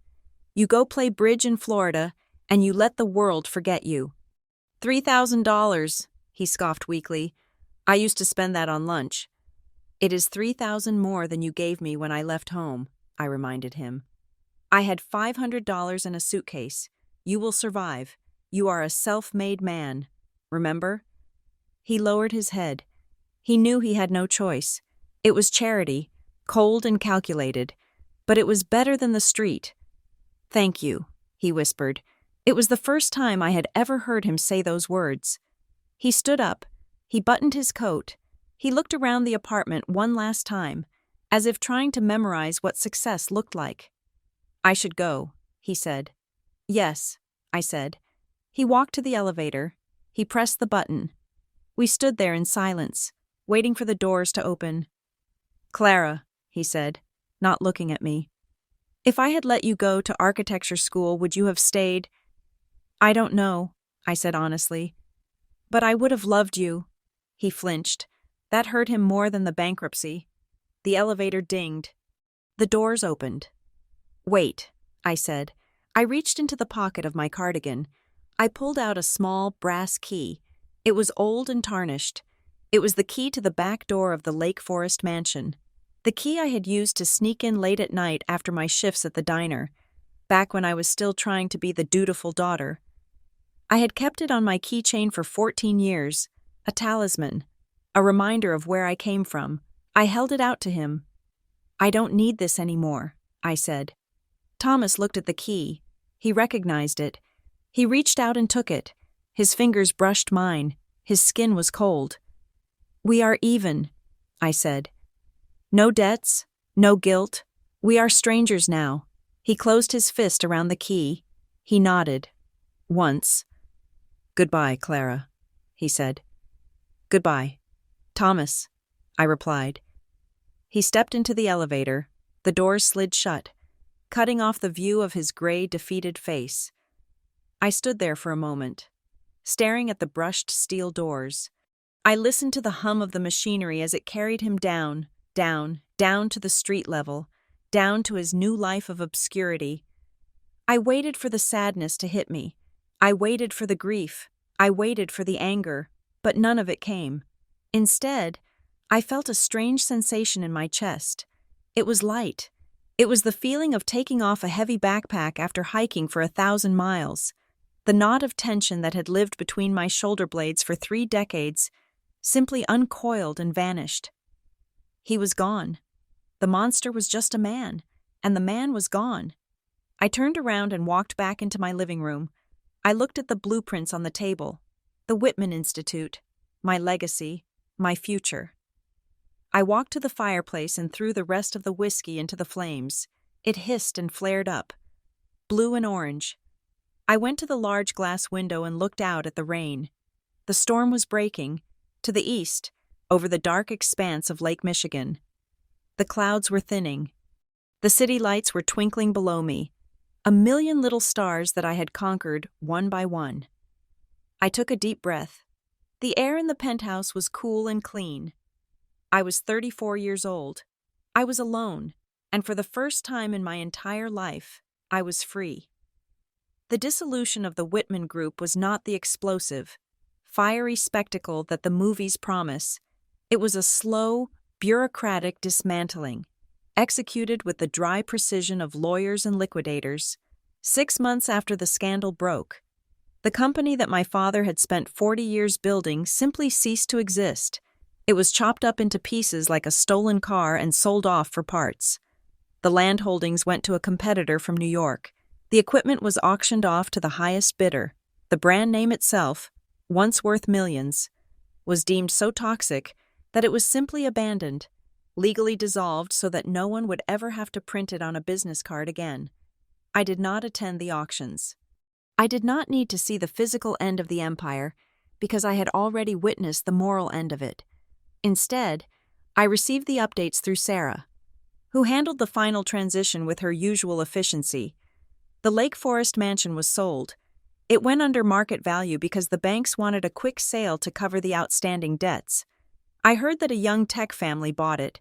They planned to gut the interior, tear down the walls that had hidden so much silence and resentment, and fill the house with light and noise. I hoped they would. That house needed to learn how to be a home. Thomas and Elena moved to a 2-bedroom apartment in a nondescript complex in Schaumburg, about an hour outside the city. It was a perfectly adequate place to live. It had beige carpets, a small balcony that overlooked a parking lot, and a shared laundry room in the basement. It was the kind of reality that millions of Americans live in every day, but for Elena, it must have felt like a prison cell. I imagined her trying to fit her furs into the small closet. Realizing that there was nowhere left to wear them, I imagined Thomas sitting on a polyester sofa, watching the news, realizing that the world had moved on without him, but the fate of Bella was the most poetic of all. I was walking through a shopping center in the suburbs one Saturday afternoon, doing a site inspection for a new charity project. I passed a mid-range clothing store, the kind that sells fast fashion to teenagers, and there she was. Bella was standing behind the counter. She was wearing a black uniform polo shirt with a name tag that looked pinned on crookedly. She was folding a stack of denim jeans, her movements slow and mechanical. A customer, a woman with a crying toddler, was yelling at her about a return policy. I stopped outside the glass window and watched. The old Bella would have sneered. The old Bella would have called the manager or insulted the woman's outfit, but Bella just stood there, head bowed, taking the abuse. She looked tired. The arrogance had been scrubbed off her face, leaving behind a plain, exhausted young woman trying to keep a job that paid $15 an hour. She looked up as I stood there. Our eyes met through the glass. For a second, I saw a flash of the old panic in her eyes. She probably thought I was going to come in and mock her. She probably thought I was going to buy the store just to fire her. But I did not move. I did not smile. I did not frown. I simply looked at her, acknowledged her existence, and then turned away. I kept walking. There was no victory in humiliating her further. Life had already done the work for me. She was learning, finally, what it meant to earn $1. It was the education she should have had 10 years ago. My life, however, was expanding in ways I had never dared to dream. 2 months after the collapse, I filed the paperwork to rebrand my company. Apex Strategy Group had served its purpose. It was a name designed for war, a sharp, faceless weapon, but the war was over. I needed a name that reflected who I was, not just what I could destroy. I renamed the firm Whitman Sterling, Whitman, to reclaim the name of my mother, the woman whose brilliance had been stifled but never extinguished, and Sterling, to honor Julian, the man who had seen value in a girl cleaning floors. We moved our headquarters into the newly renovated tower, the building formerly known as the Whitman Building, but it was no longer a fortress of exclusion. We took the top 10 floors for our offices, but the bottom 20 floors were dedicated to the Rose Whitman Initiative. It was a scholarship and incubator program for students who had been rejected by the traditional system. We looked for the kids with low GPAs, but high aptitude. We looked for the problem children who asked too many questions. We looked for the survivors of broken homes. We gave them full tuition, housing, and most importantly, mentorship. I taught a class there every Thursday evening on crisis management and business ethics. It was during the renovation of the building that I met Daniel. He was the lead structural engineer for the retrofit. I was inspecting the new lobby design, wearing a hard hat and holding a set of blueprints, arguing with the foreman about the load-bearing capacity of the atrium. "Actually," a voice said from behind me, "she is right. If you move that pillar, the shear stress on the mezzanine increases by 12%. I turned around. Standing there was a man in dusty work boots and a flannel shirt, wiping his hands on a rag. He had kind eyes and a smile that didn't look like it was trying to sell me anything. "I am Daniel," he said, extending a hand. And you must be the client who actually reads the engineering reports. I am Clara, I said, shaking his hand. He did not know who I was. He did not know about the scandal, the viral video, or the family drama. He just saw a woman who knew about sheer stress. We went for coffee that afternoon. We talked for 3 hours. We talked about architecture, about the hidden patterns of the city, about the best places to get deep dish pizza at 2 in the morning. He did not care about my net worth. He was impressed that I could drive a manual transmission Porsche, but he was more interested in my theories on brutalist design. Our relationship grew slowly, quietly, away from the cameras.